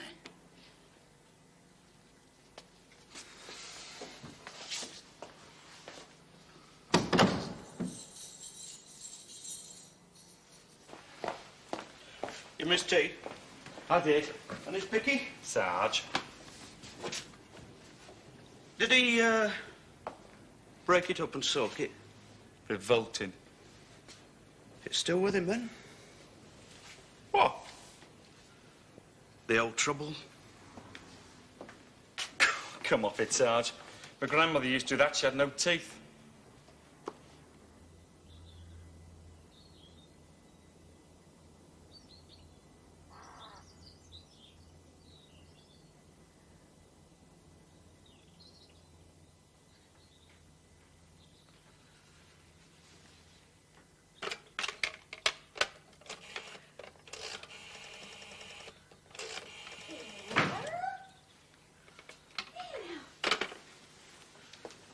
Again.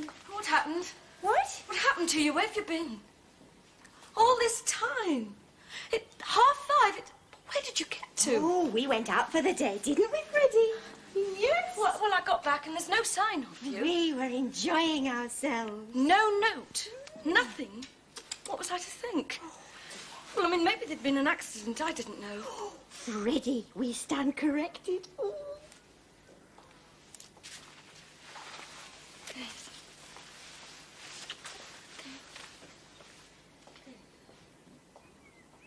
Could you go now, Janet? Do you mind? All right. See you Friday. Oh, no, look, I'll phone you. Oh, there's no need to phone. I'll just come at the usual time, right? Bye-bye, Freddie.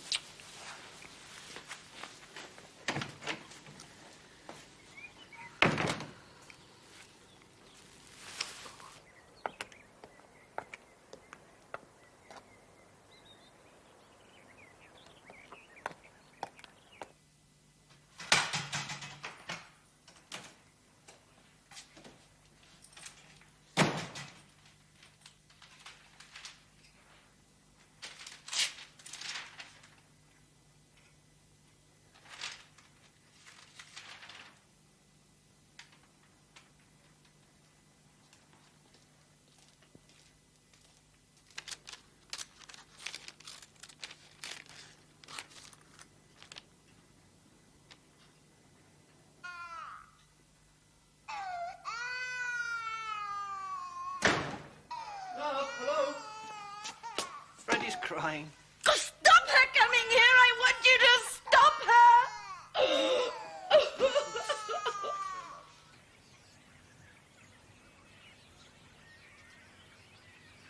We're by Hilltop Cemetery. Nothing. Out.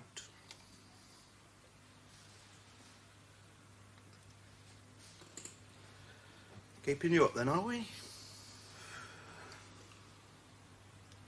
What is it, Robert? Is it Freddie? Freddie's fine. Janet, I'm afraid Ruth is very distressed. She's been rather upset for quite some time. She's pregnant, you know that. I know that. And I can't allow her to be disturbed. You understand? Yesterday, you took Freddie off and didn't return till late. She was quite desperate. She overreacted. No, she didn't overreact. And it's not just what happened yesterday afternoon, Janet. Ruth feels you've been too possessive of Freddie. Oh, jealous, is she? She appreciates your kindness. We both do. Look, why didn't she have this out with me herself? It's not fair on Ruth. Fair on Ruth? She doesn't want to see you again. She doesn't want you to come to the house.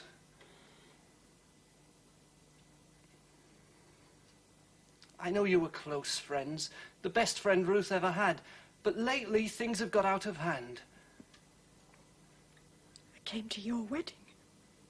Gave you a toaster. What about Freddie? You're not to see Freddie ever again. No. I'm sorry. You can't take Freddie away from me. He's not your son, Janet. You can't. It's got to stop. No more. No! You come back here! Robert! Seems our arsonist has taken the morning off. Nothing reported from Inspector Foster's section? All quiet, apparently. Oh, Mom, you wanted to speak to Hapgood before he went off? Yes, I did.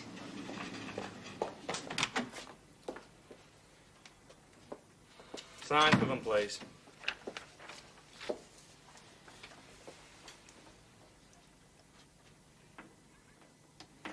Mr. Hapgood, I'm just going, Inspector. you broke the window in my office. Don't do it again. Don't come back here unless we bring you. The magistrates were in a generous mood this morning and gave you a conditional discharge. You're to keep out of trouble for 12 months or you'll be hauled back in court for sentencing. You understand your position, Mr. Hapgood? Not complicated, is it? And I promise you all sorts of trouble if I hear that you have been within sight or sound of this station. I am not having my cells used as a doss house. Is that clear? Clear enough. Now get going.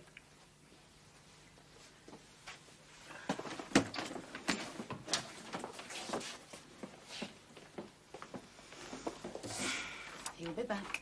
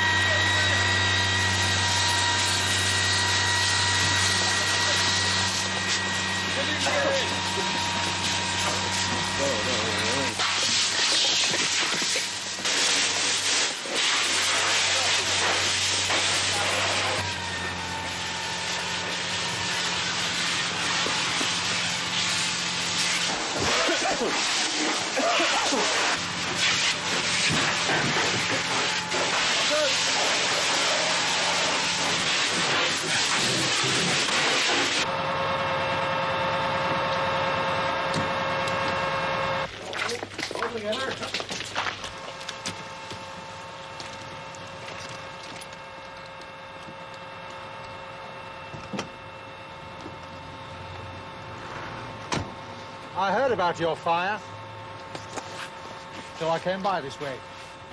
See? You weren't here, so I took charge of things till you could make it. Why is the ambulance here? Somebody was in there. They're bringing out a body.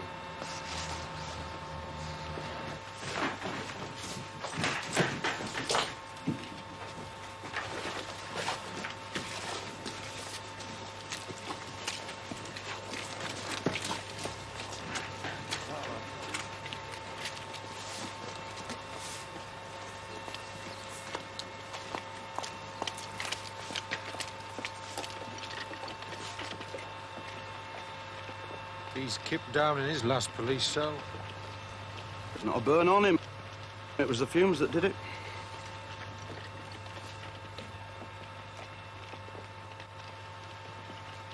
Had he been drinking? Any evidence of a bottle or flask? None that we can find. And he didn't smoke, did he? No, ma'am.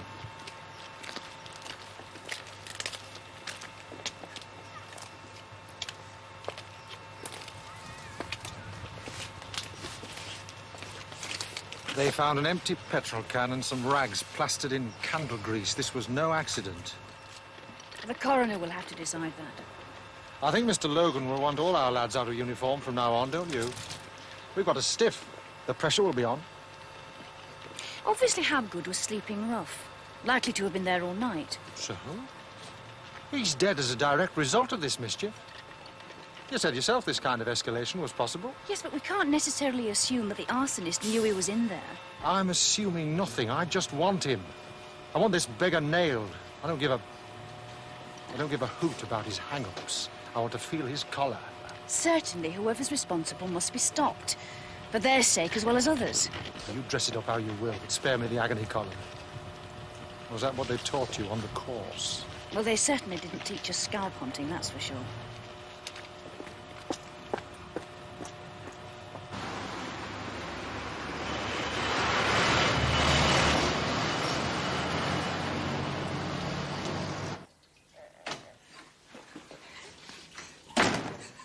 Why did you have to go and make trouble? Oh, Janet. I didn't mean anything. No. I didn't want to take him away. Look, I'd Janet. never do anything to harm Freddie. I wouldn't harm Freddie for the world. I know. I know that. But You didn't have to turn against me like that. Oh, Janet, this telling is so tales stupid. to Robert. I Please. didn't mean anything. look, I'm pregnant. I'm having a baby. Well, you're lucky. Well, I mustn't be upset. Oh, no. Number one, you first and to the last. Now, look. It's your fault. Someone's got hurt now because of you. Taken to hospital.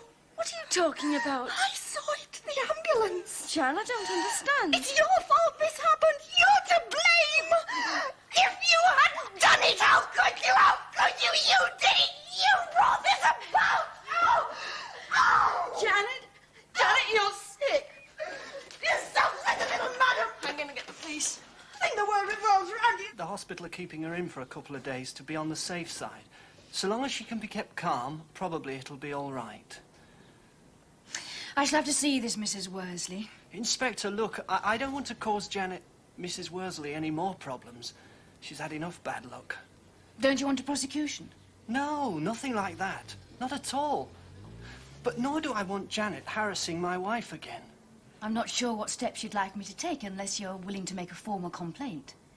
Well, can't you talk to her? Warn her off. How long have you known this Mrs. Worsley? My wife and Janet were best friends. They were at teacher training college in Manchester together. When did her husband leave her? About 6 or 7 months back. Is he still in the area?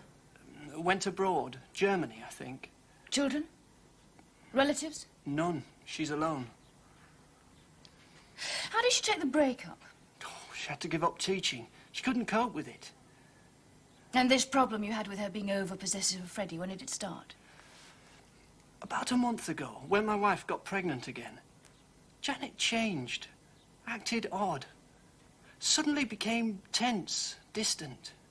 And the babysitting arrangement, whose idea was that? Well, Janet suggested it. My wife got a part-time teaching job at Ridgefield. It was handy. Janet could come at short notice, and she was marvellous with Freddie. But then she began to make my wife feel hopeless, useless. Janet undermined her. Then gradually things got out of hand. And so you finally told Mrs. Worsley to stay away? Oh, I should have told her before, long before. But you see, Janet wasn't a happy person, and we couldn't face hurting her. We got sad watching her with Freddie. We got so guilty. Guilty? Janet, she can't have children. You understand? I do, yes. It's a serious matter, Mrs. Worsley. I'd like an explanation. I lost my temper. You could have caused Mrs. Elliot to miscarry. Yes, I went a bit mad, lost control. It was a dreadful thing to do. Why did it happen? What made you lose your temper? Over Freddie. They wouldn't let me see Freddie again. So unfair. You see, I love Freddie. I didn't want to steal him away. But what they did was uncalled for. Treating me like... depriving me. As I understand it, they felt you were over-attentive to the child. And that's wrong, is it? To the extent it created tensions for Mrs. Elliot. Well, it could have been broached differently. Put to me properly and the matter resolved without any fuss. But to suddenly... Well, I was their friend meant to be. Whatever the rights or wrongs, Mrs. Worsley, you committed an assault. Over what she did. Telling him all that stuff. Blew it all up out of nothing. Apparently you said something about someone being hurt and taken to hospital, and that Mrs. Elliot was in some way responsible. I've not been well. Under the doctor. The tranquilizers, I get confused. I see. Mrs. Worsley, understand this. Mr. and Mrs. Elliot feel that life has been somewhat hard on you of late, and they have no wish to pursue this. But you must make no attempt to visit them or see Freddie. You do understand that, don't you? All right. I hope this sees an end to the matter.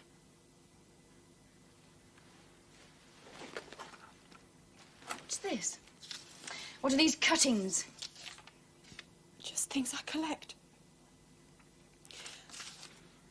A scrapbook. A hobby, that's all. These all refer to the fires in this area. I was interested. Dating from the very first one, a month back. I told you, bits and pieces, a pastime. I've got a whole rag bag full of stuff. We've searched your house. A sack of rags was found in the shed. Candles, firelighters, half a dozen boxes of matches, and a can of petrol. What was it all for, love? You've been lighting fires, haven't you? Silence isn't going to help you. We've got a lot of evidence already. Give yourself a chance, love. Tell us what's been going on.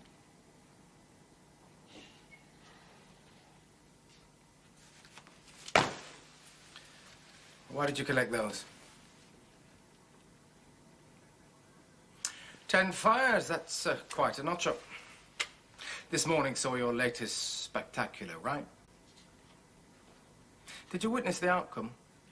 You noticed the ambulance? Oh, yeah. You know what I'm talking about. A man died, love. A man of 60. Dead. How about that? All you're doing, love! Get a bowl and a towel. It's all right. Now, it's all right. Just relax and breathe deeply. That's it. Good. And again. Big and deep. That's it. Good. Good. Would you like a glass of water?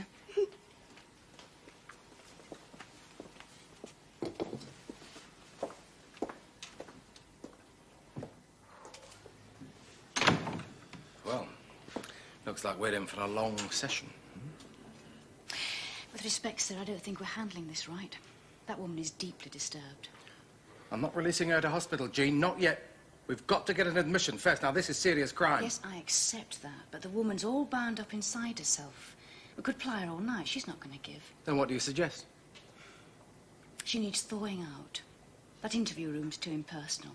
My office will be better, a bit more informal. And I think I should talk to her alone. All right, Jean, we'll give it a try. But I want results. I want her plucked and ready for court in the morning.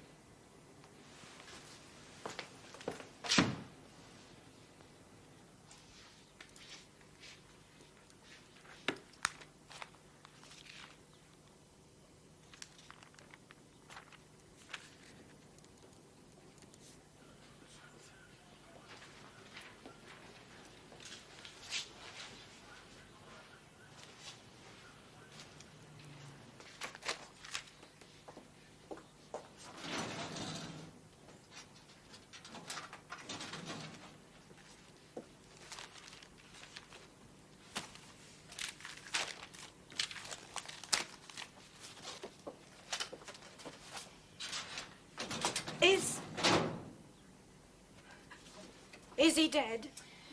Yes, love. I mean, it's a trick. I'm afraid not. Try to get me to talk. I saw the body. Shouldn't have been in there. You don't think... I didn't know. You didn't realise anyone was inside the house? It was falling down, rotting. That's why I didn't intend... I chose it because it was there for demolition. The man who died was a vagrant. Obviously, he chose the place as somewhere accessible to spend the night. You weren't to know that. You believe me? I can accept what you say. You just wanted a fire. That's all. What is it you like about fires? Flames. They're friendly. Make me happy. I like to see them leaping up and feel the warmth. Like when I was small, my mother would sit me in front of the fire and I'd stare right into it. Look for the pictures in it. Love, why did you burn the derelict house this morning? Because of what happened over Freddie? Made you unhappy, did it, the trouble over Freddie? And so you lit the fire and then you felt better? It went. The ache melted away. Why did you wait around afterwards? See what happened. Did it matter what happened? Somebody cared. A lot of people cared. I did something somebody minded about. Felt good. Is that you in that picture? With some colleagues. When was it taken? Some years back. Strange how you can lock things up from the past in a picture like that. Love, did you start lighting the fires because you discovered your friend Ruth was pregnant? Got unhappy. You resented the fact she was going to have another child. Wasn't Freddie enough for her? Why couldn't I? You wanted children. It's no good wanting what you can't have, I suppose. Whose fault is it anyway? God's. I don't believe in God. Do you?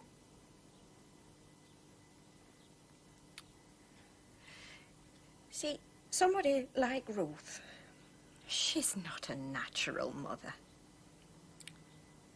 And there's me. I'd be likely at mothering. Kids won't grow in me. You got kids? No, I'm in the same boat.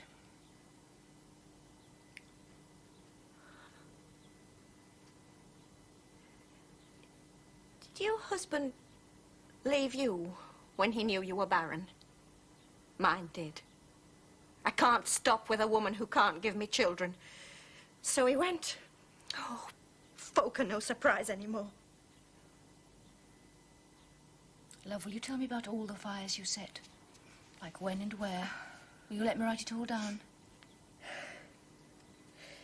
Will I, though? Get rid of it, love. Tell it. It's quite a feather in your cap, this. I don't see it that way. What a job you've got. People's mucky lives. Yes?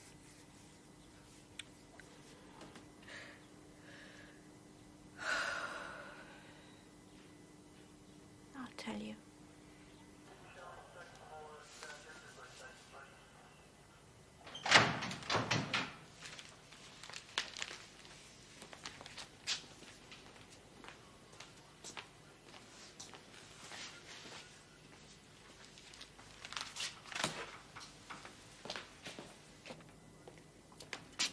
Jean? She's admitted to setting the fires, all 10 of them. Dates and places are detailed in her statement. Grand. Right. We'll put her in front of the magistrates in the morning. We'll ask for a week's remand, let the doctors get a proper look at her, hmm? I think that would be in her best interest. Well done, Jean. Hey, quite a one in the eye for Bill Foster, this.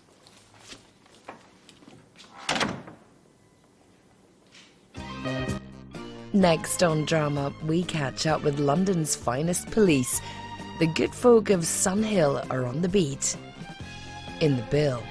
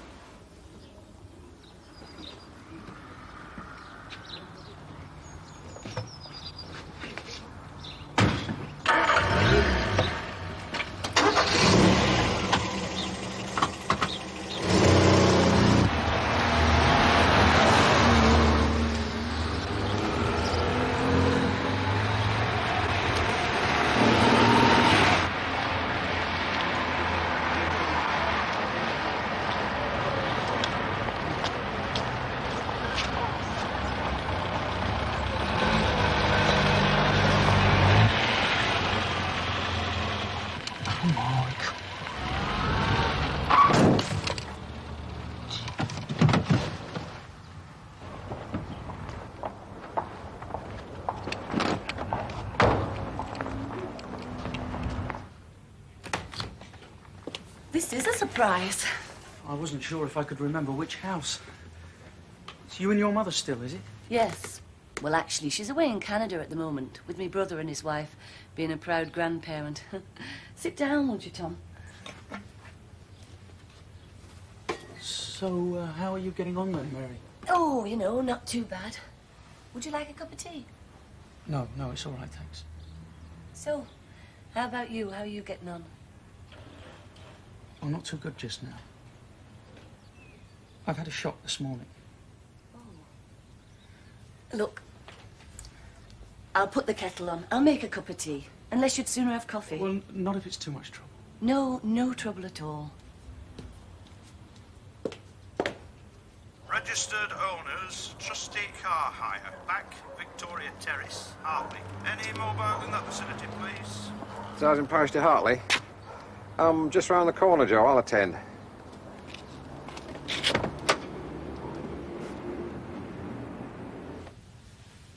I'm sorry coming round to someone you hardly know. It's a bit much, isn't it?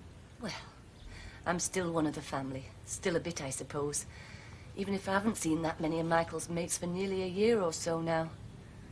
You were one of his coffin bearers at the funeral, weren't you? Yes, Michael and I had some good times together. Were you with him when he got killed? No. They're looking after you all right, aren't they? Yeah. Well, the army usually does, you know. And I'm all right for now, living here with me mum. But you didn't come round here to talk about me, did you?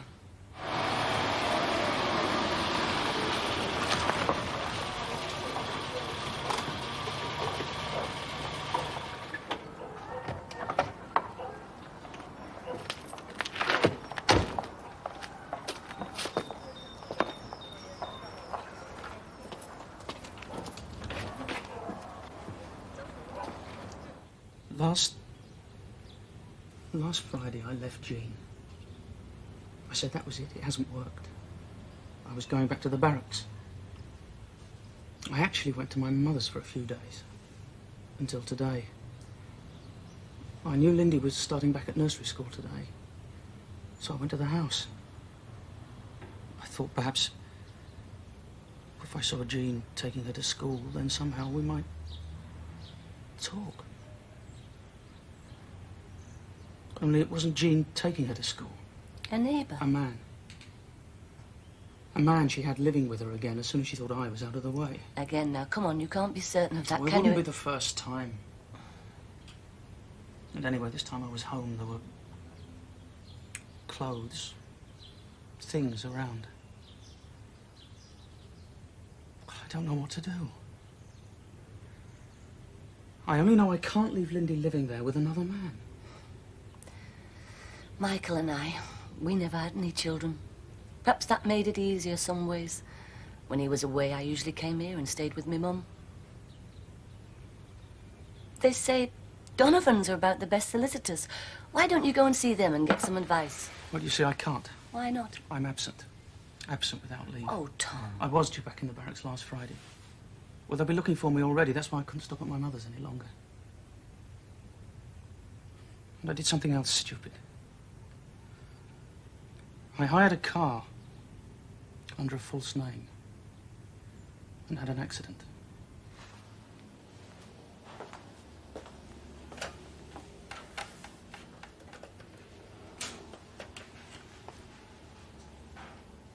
Oh, good morning. Could I speak to Major Garwood, please?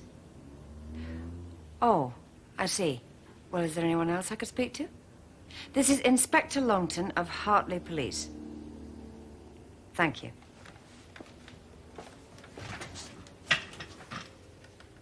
Oh, good morning. I had a message to ring a Major Garwood, but I understand he's not in barracks this morning. Would it be by any chance a Major Alan Garwood? Oh, well, tell him I called. My name is Inspector Kate Longton. Thank you. Do you know what he wanted to speak to me about? Or should I ring back? Oh, I see. Right. Yeah. Yes, Mum. Yes, Mum.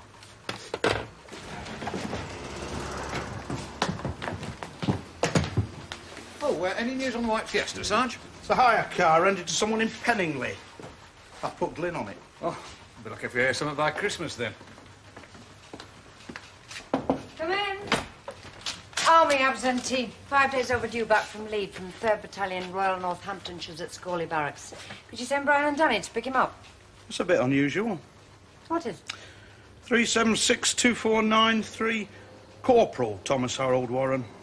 It's generally privates that go AWOL, not NCOs. You can't even rely on the army nowadays. It's only us holding together the frail fabric of society now. Tom, you're asking me, someone on an army widow's pension, you're asking me to shelter a deserter, and I'm on not top a of that- deserter. I'm an absentee. A deserter is someone who's no intention of going back. I am going back, but I need a few days. I have to get Lindy away. Tom, I'd like to help you. I know you were one of Michael's good mates. You were all good to me when he died. You were with him in Belfast, weren't you? Yes. Were you at the riot in Ardoyne Street? We were together in the same platoon, yes. Look, I've not met Lindy, and I wouldn't want to do anything to hurt a child. But would I hurt my own daughter? I only need a couple of days.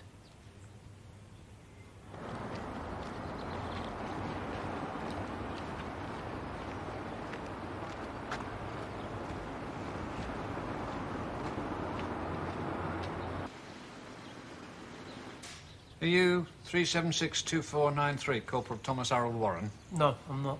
Yeah, we have reason to believe you are. Well, who are you, then? Look, come on, don't drag it out. What's the name? He's not my husband. All right, then. Who are you? Don't tell him it's no business of his. If you want my husband, he's at Scorley Barracks, Northamptonshire. He went back at the end of his leave last Friday. Well, that's just what he didn't do. What? And you say last Friday was definitely the last time you saw him, was it? How many more times? Yes. Look, mate, why don't you just leave her alone? But if he's not in barracks, you've no idea at all where he might have gone. No, I told you I thought he'd gone back to Scorley. Do us a favour, leave us alone, will you? And I'd like to see some form of identification of you, mate. Don't show him any. This is my house. He doesn't have to. Do you want to bet, love? Or would you prefer to come down to the station with us? We'll sort something out there. All right, tell him. Show him something. It's almost time to fetch Lindy. Yes? No, that's all in hand, sir. I've got no worries about it. No, nothing else, thank you, sir. Bye. Yes, Joe? I thought I'd come in and have a word rather than say it over the phone in front of him. There's a company Sergeant Major Lofthouse at the desk asking to see the gaffer. What's it to do with? I don't know exactly, but he's with the 3rd Battalion, the Royal Northamptonshire Regiment, which, if I remember correctly, It's where the soldier that we're supposed to pick up is absent from. Thought you might well like a word, ma'am. I certainly would. Can you ask him to come in? Would you come this way, please?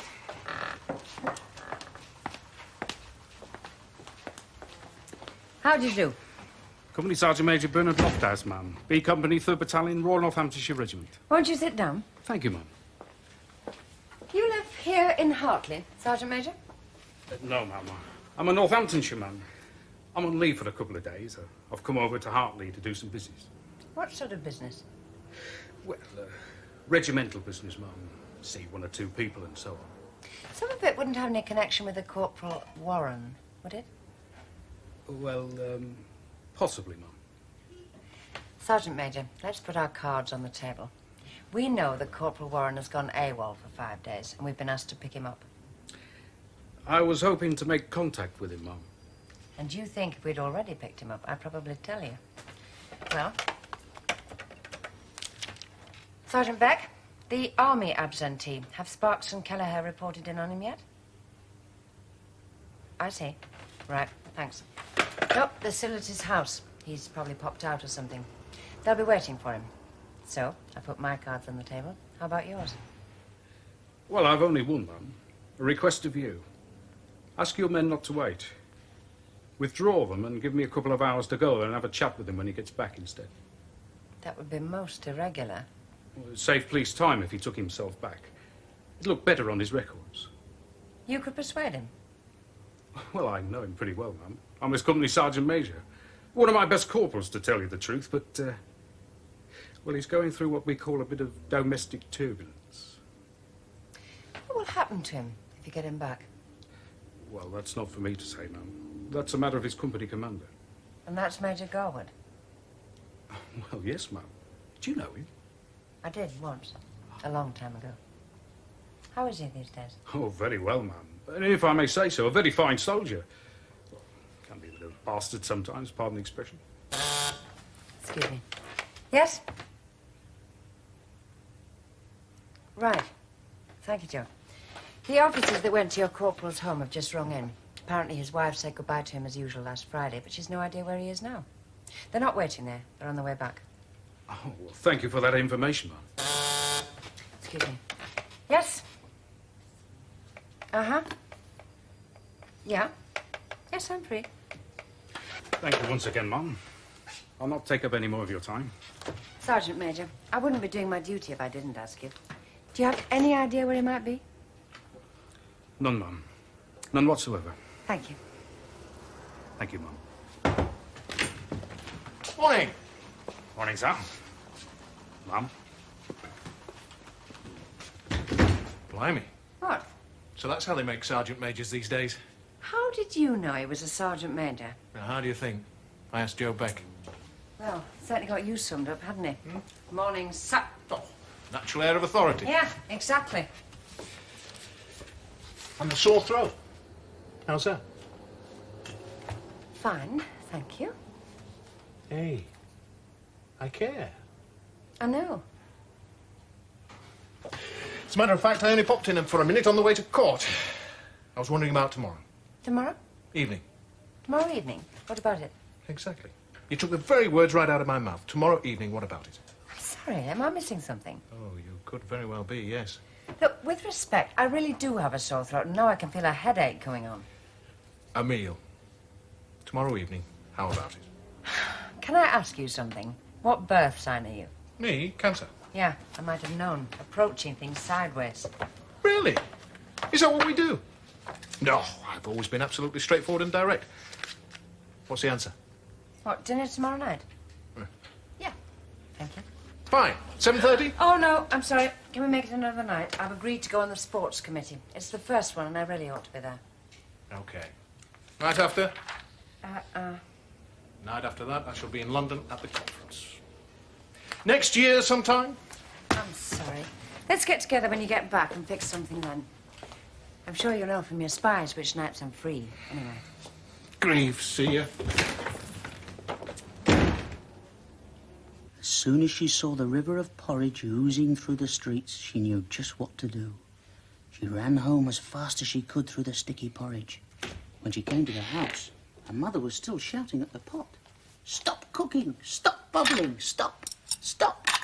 See how much of our lunch we've eaten? Nearly every scrap. Isn't that good, eh? Yes, it is. Little pot, stop, said the girl. Those were the magic words. When it comes to sending 2 men out on a car ride to catch him, oh, yes, that's no trouble. You can do that.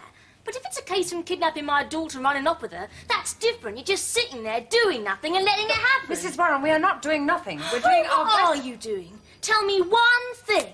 Mrs. Warren. It could be anywhere. France, America, anywhere in the world, couldn't they? Mrs. Warren, believe me, I know how difficult it is for you, but it is no good to me at all just standing there shouting at me. Could you sit down for a moment? Now, the nursery schools say her father collected her at 11:30. Well, they had no reason to try and prevent him. After all, he was her father, known to her and known to them. But you say that when they told you, your first thought was he'd gone straight round to his mother's. I'd only just learned half an hour before from your men that he'd not gone back to barracks. Yes, so he went straight round to his mother's. Now, she says that although he had been there, she's no idea where he is now. She's an ordinary, simple old lady. She'd be no good as a liar. I knew she wasn't covering anything up. And you really can't think of anywhere else he might have gone? No, I can't. Well, there's only one thing you can do. Wait and see what happens, for today at least. We'll circulate a description, of course. And in the meantime, just let him wander around with her. Yes, if that's what he's doing. A father's entitled to take his own child. I don't believe this. As far as we know, no offence has been committed where your domestic situation is concerned. Though, of course, we would want to satisfy ourselves that the child is safe. Oh, you would? Well, thanks. Thanks for nothing.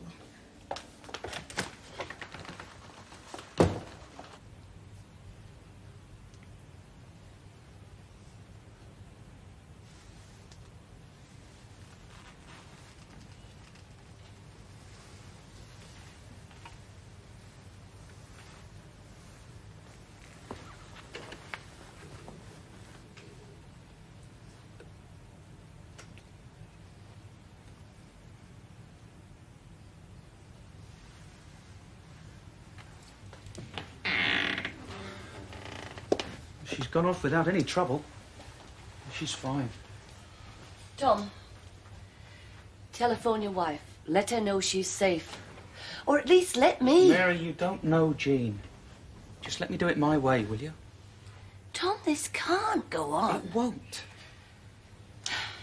I've a sister in London. Perhaps I'll take her there. I'll have to give her a ring first, though. Well, the phone's there. Yes. Tom, please do it tonight. Will you be all right there? Yes, that's fine. Thanks, Mary. Well, help yourself to a drink or anything you want, won't you? Mary, thanks.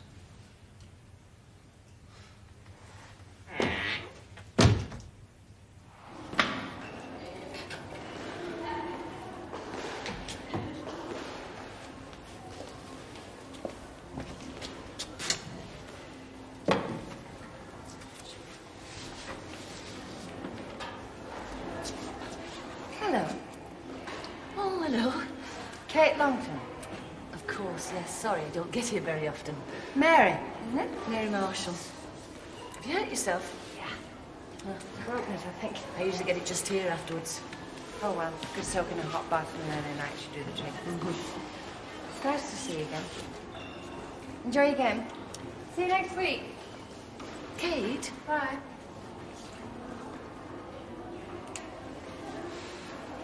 After all that, it was a false name and address. Yeah.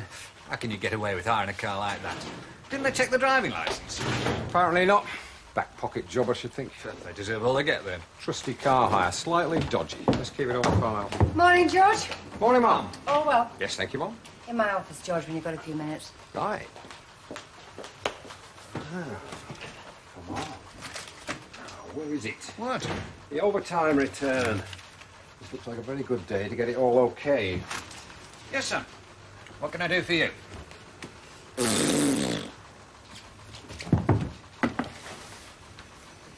They tell me the going rate for that's 20 pence. 20 pence? Inflation. Hartley Police Station. Hey, buzz off. Yes, sir. My bike's been stolen. Hard luck. Tell him.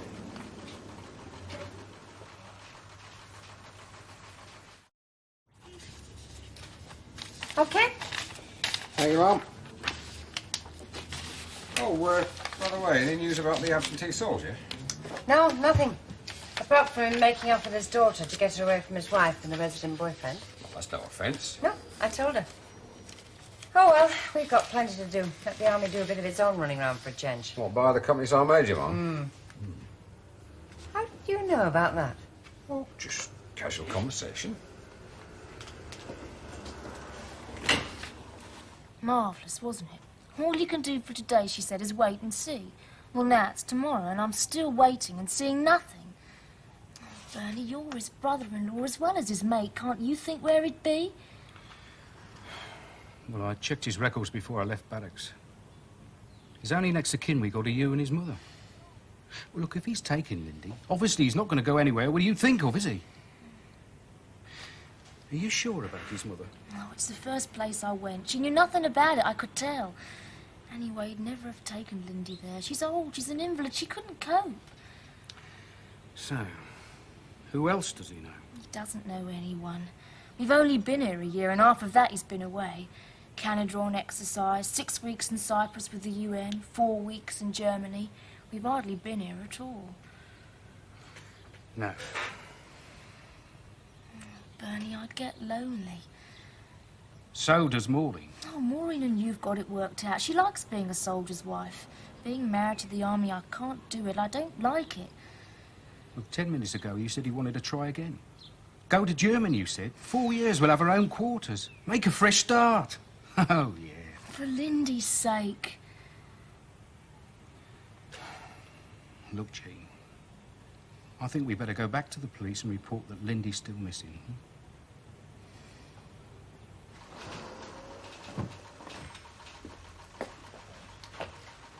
Good morning. Morning, sir. Is Inspector Longton in by any chance? Does she have a spare moment or so? I'll just see. What name shall I say, sir? What absolute rubbish. What do they think we are, wooden tops or something? Yes? Who? Oh, yes, certainly, show him in. I mean, they've got another thing coming, haven't they? Oh, my good grief. Inspector Longton? Major Garwood. How nice to see you again, Ellen. The pleasure's mutual. I'm sorry. Do forgive me. Joe, this is an old friend of mine from my dim and distant past, Major Garwood. And this is one of my props and stays, Sergeant Beck. Sergeant? Major? Do please sit down. Shall I have 3 photocopies made, ma'am? Yes, if you would, Joe. Oh, and do you think Danny could manage a pot of tea? Yes, I should think so, without any difficulty, ma'am. Sergeant? I don't know what to say, except well. Or how about well, well? Right, son. On parade. Tea. In there, for 2. At the double.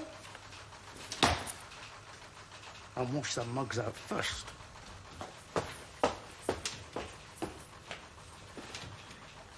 To what do I owe the pleasure? Well, oddly enough, I knew sometime I had to come and see a solicitor in the area to do with the will of an elderly aunt. So then yesterday, sending the phone message, and your reply reminded me of you, so I thought, why not drive over and make a day of it? And perhaps do some army business as well. However many years is it? 18? Perhaps even 20. It must be, mustn't it? It must. Gosh, I remember you when you were going to university. Liverpool, wasn't it? Leeds. Oh, And I remember you when you went with the army to Gibraltar. Hong Kong. Good Lord. How sad we lost touch. Mm. And your wife was... Oh, I'm sorry, I've forgotten her name. The Anderson family. No, I haven't. Melanie. That's absolutely correct. What a memory. And you, are you... No, because you never asked me. And you mean all the other young men... Oh, they were just interested in my sister. She was the pretty one. Do you remember? No? Do you know, to be honest, no. But you, though, I didn't forget you.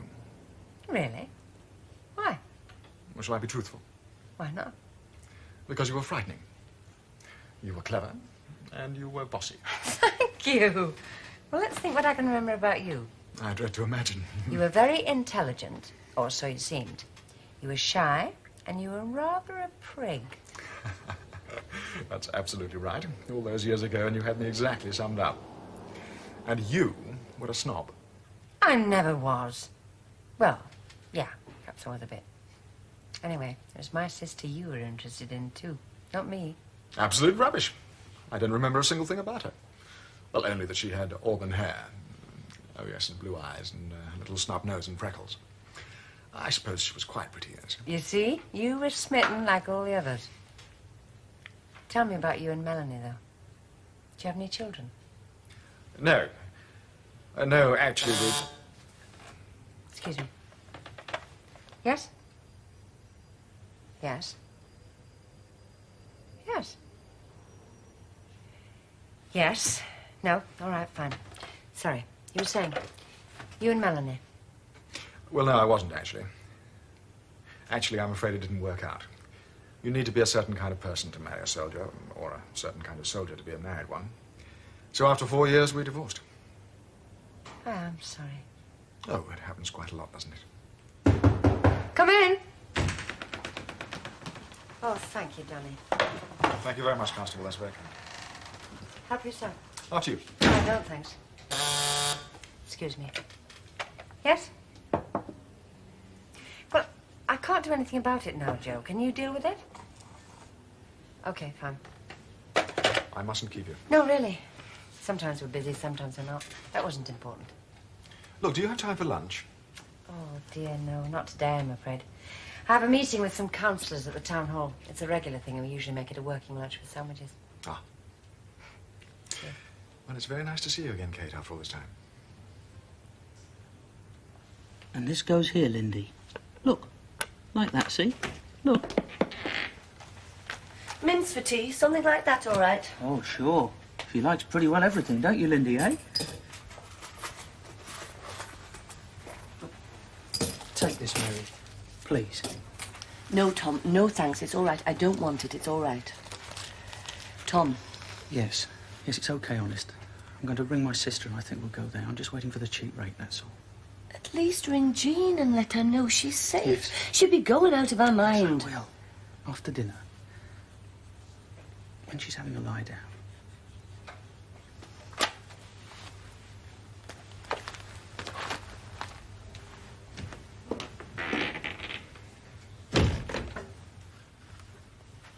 Daddy, where's Mummy? She's had to go away for a little while, love. She won't be long, though. She'll be back soon.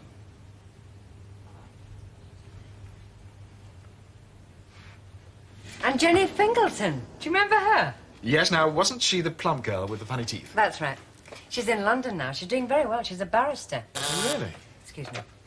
Yes? Is it? Good God, I had no idea. Thanks, Joe. I am sorry, I really must. No, don't apologise. Will you be coming to Hartley again sometime, do you think? I might. But, well, frankly, no, I don't think so. It's very much a one-off, coming to see about the arms estate and so on. The battalion's off to Germany shortly for 4 years, and I'll be going ahead with the advance party. Ah. Oh, never mind. But this evening, could we have something to eat together? I don't have to be back until midnight. If we ate early, it's only 2.5 hours or so for me on the motorway. That would be lovely. Oh, no. I've just remembered I'm supposed to be at the sports club committee. Oh. But I have got a cold. I mean, we have these meetings every month. If I were to miss one, it wouldn't exactly be the end of the world. Oh, marvellous. Look, I'll go and do my things I have to do. What time will you be free? 6? 6 o'clock? Tell me where to be. In the Market Square, there's a hotel called the Globe. It has a very nice restaurant. Should we meet in the bar first? 6 o'clock in the bar. Oh, before you go, are you going to tell me about that army business? I'm sorry? To do with your absentee, is it? Oh, yes. You still haven't picked him up, have you? No, we haven't picked him up. It's quite unofficial. I just thought as I had to be in the area. Uh-huh. We had someone else after him yesterday. He said it was unofficial, too. Yesterday? Who? My Sergeant Major? You wouldn't expect me to betray confidence, would you? Oh, come along, Kate. No, I wouldn't dream of it. Yes? Well, yes, I would. It was July the 12th last year. He got 2 years and his brother got 18 months. The defending solicitor was Arthur Brown of Brown and Wharton. Uh-huh.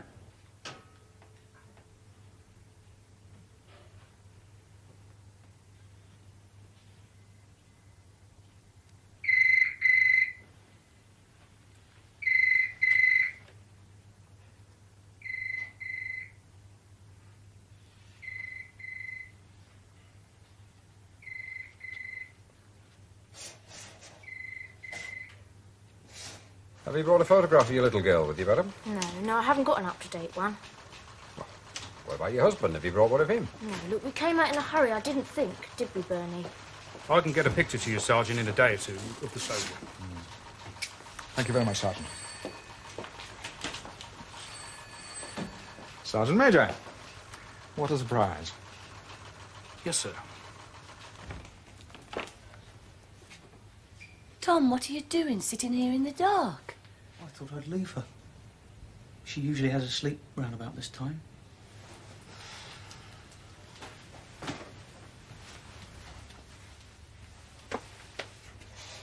Yes, all right, Mary. I phoned my sister.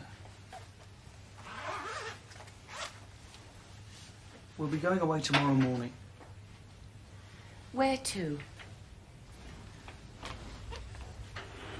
I know you wouldn't tell anyone. But if I don't give you the address, then you couldn't, even if you wanted to. I'll just tell you the place. London. Have you phoned your wife? No, not yet.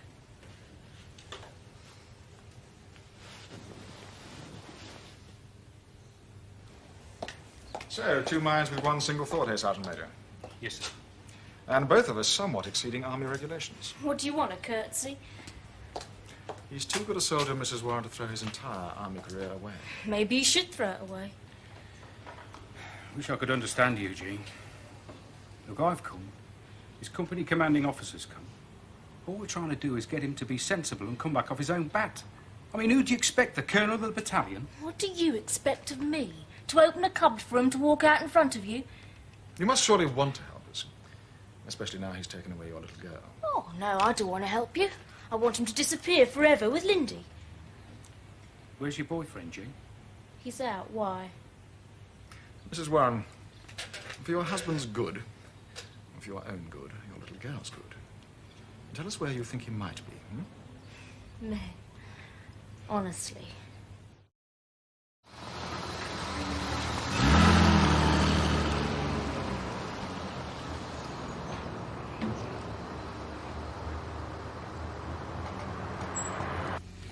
Thank you very much for the lift, sir.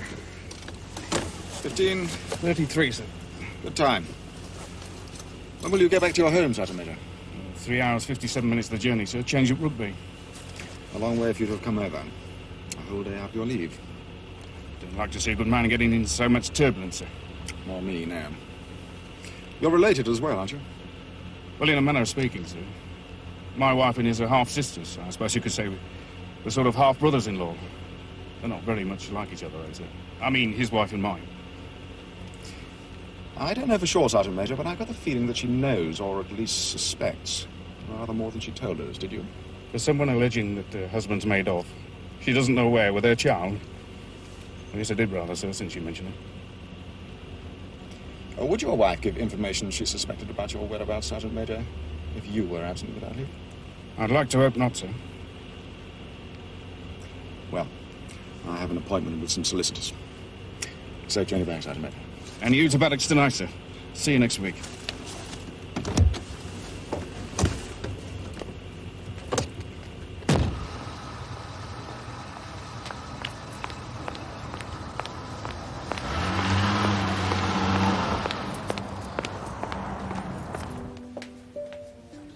Come on, Mr. Rascal says go to bed. There's a good girl. There now. All comfy. Daddy, I want Mummy. Yes. Yes, love. Well, Where's Mummy?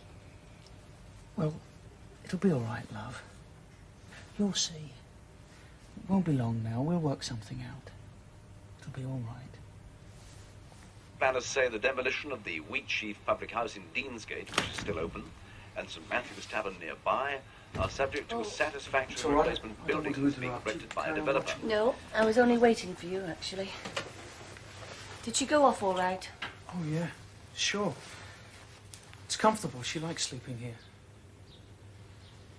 Well, I could do with some air. Tom, are you all fixed up to go to your sister's tomorrow?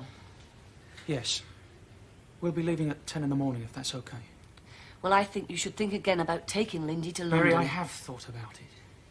It's only for a few days while I sort things out in my mind. That's what you said when you first came here. Yes, well, I need to get away from here. It's not easy, you know that. In the army, everything's decided for you, isn't it? Go there, do that, don't worry. We'll look after you. Just do as you're told, leave everything else to us. When something like this comes along and you have to make your own decisions, then you need time to do it. I have to think for myself. Well, I think you should put first what's best for Lindy. But what's best for Lindy isn't living in a house where her mother's living with another man.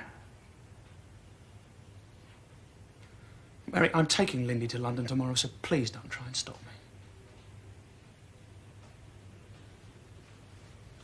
I won't be long. Have you ever regretted it? No, never. Well, perhaps when Melanie and I... But I had to choose, and I chose the army. Which doubtless tells you something about me. Yes. And you, the police? Oh, no, I've never regretted that, I don't think. Do you know, I've never really thought about it. Because no one's ever asked me, I suppose. What do you like best about the army? Oh, the companionship. The feeling of belonging to one big family. Leaves a big hole when you lose it. Yes, you'd know that. Suppose it must be even harder for army wives if something happens. Inevitably. I met this woman at the sports centre. I believe her husband was killed in Northern Ireland. Really? Which battalion? I don't know. Yours, perhaps. What's her name? Mary Marshall? It happened about 3 years ago. Ah, before my time with them, then. I was at Staff College. More wine? Yeah, lovely. Cheers. What do you like best about the police? Oh, the feeling it's useful, I suppose. Are you going to stay in it forever? Who knows? May I ask you something personal? If you wish. I don't promise to answer. How is it you never married? You want my life story in 1 hour? You'd be amazed. You would, really? Would I? Yeah. Hello, is that Annie? Hello, can you hear me? Is that you, Annie? This is Tom. I want to speak to Mrs. McAllister, please. Mrs. McAllister. Is that 01246 Is that 01246 8021? Yes, well, is Mrs. McAllister there, please? She doesn't live there? Oh. Sorry then, never mind. Next year I have to decide whether to retire at 43 or stay in the army for another 12 years. What would you do if you come out? My old soldiers don't find it all that easy to fit into civilian life. Oh, what would you like to do? Oh, Well, I don't know. Like you, something useful. Perhaps even remarry, try again. Would you have me? Me? Good evening. Oh. Good evening. Hello. I'm sorry. I would have introduced you if I'd realised. A friend? Well, sort of, yes. He's someone I work with. Well, for, to be precise. Well, perhaps he's jealous. Yes. Perhaps he is. More likely he thinks I should be working. Good Lord, I mean, should you? Oh, no, of course not. No, truly. Truly. Look, I won't come to the car park with you because I've got to make a phone call. Well, it's been very nice to see you again, Kate. Yes. I've enjoyed every minute. Drive carefully.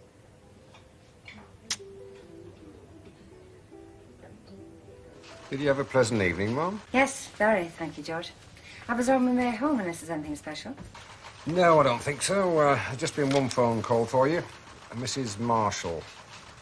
Says she needs to talk to you, but didn't say what about. She'll phone first thing in the morning. What name? Marshall. Mrs. Mary Marshall, 12 Cranbourne Road. Right. Thanks, George. One big happy family. So, as I was passing the end of your road, I thought I'd pop in and see you. Well, sit down, won't you, please? Thanks. I'm sorry, I don't really know where to start. But take your time. There's no hurry. Well, you see, few days... Oh, Tom. This is, Inspector Longton. When I phoned the station, she wasn't there. I thought I was going to speak to her tomorrow. That would have given me a chance to tell you first. Corporal Warren. Yes. May I use your phone?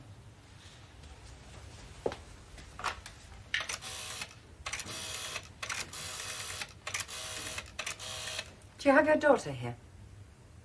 Yes, I do. I'd like to see her, please. Well, she's in bed asleep. To satisfy myself, she's all right. Shall I fetch her? No, there's no need to wake her up. George? Hello. I'm at Mary Marshall's. Can you send a car round right away? Thanks.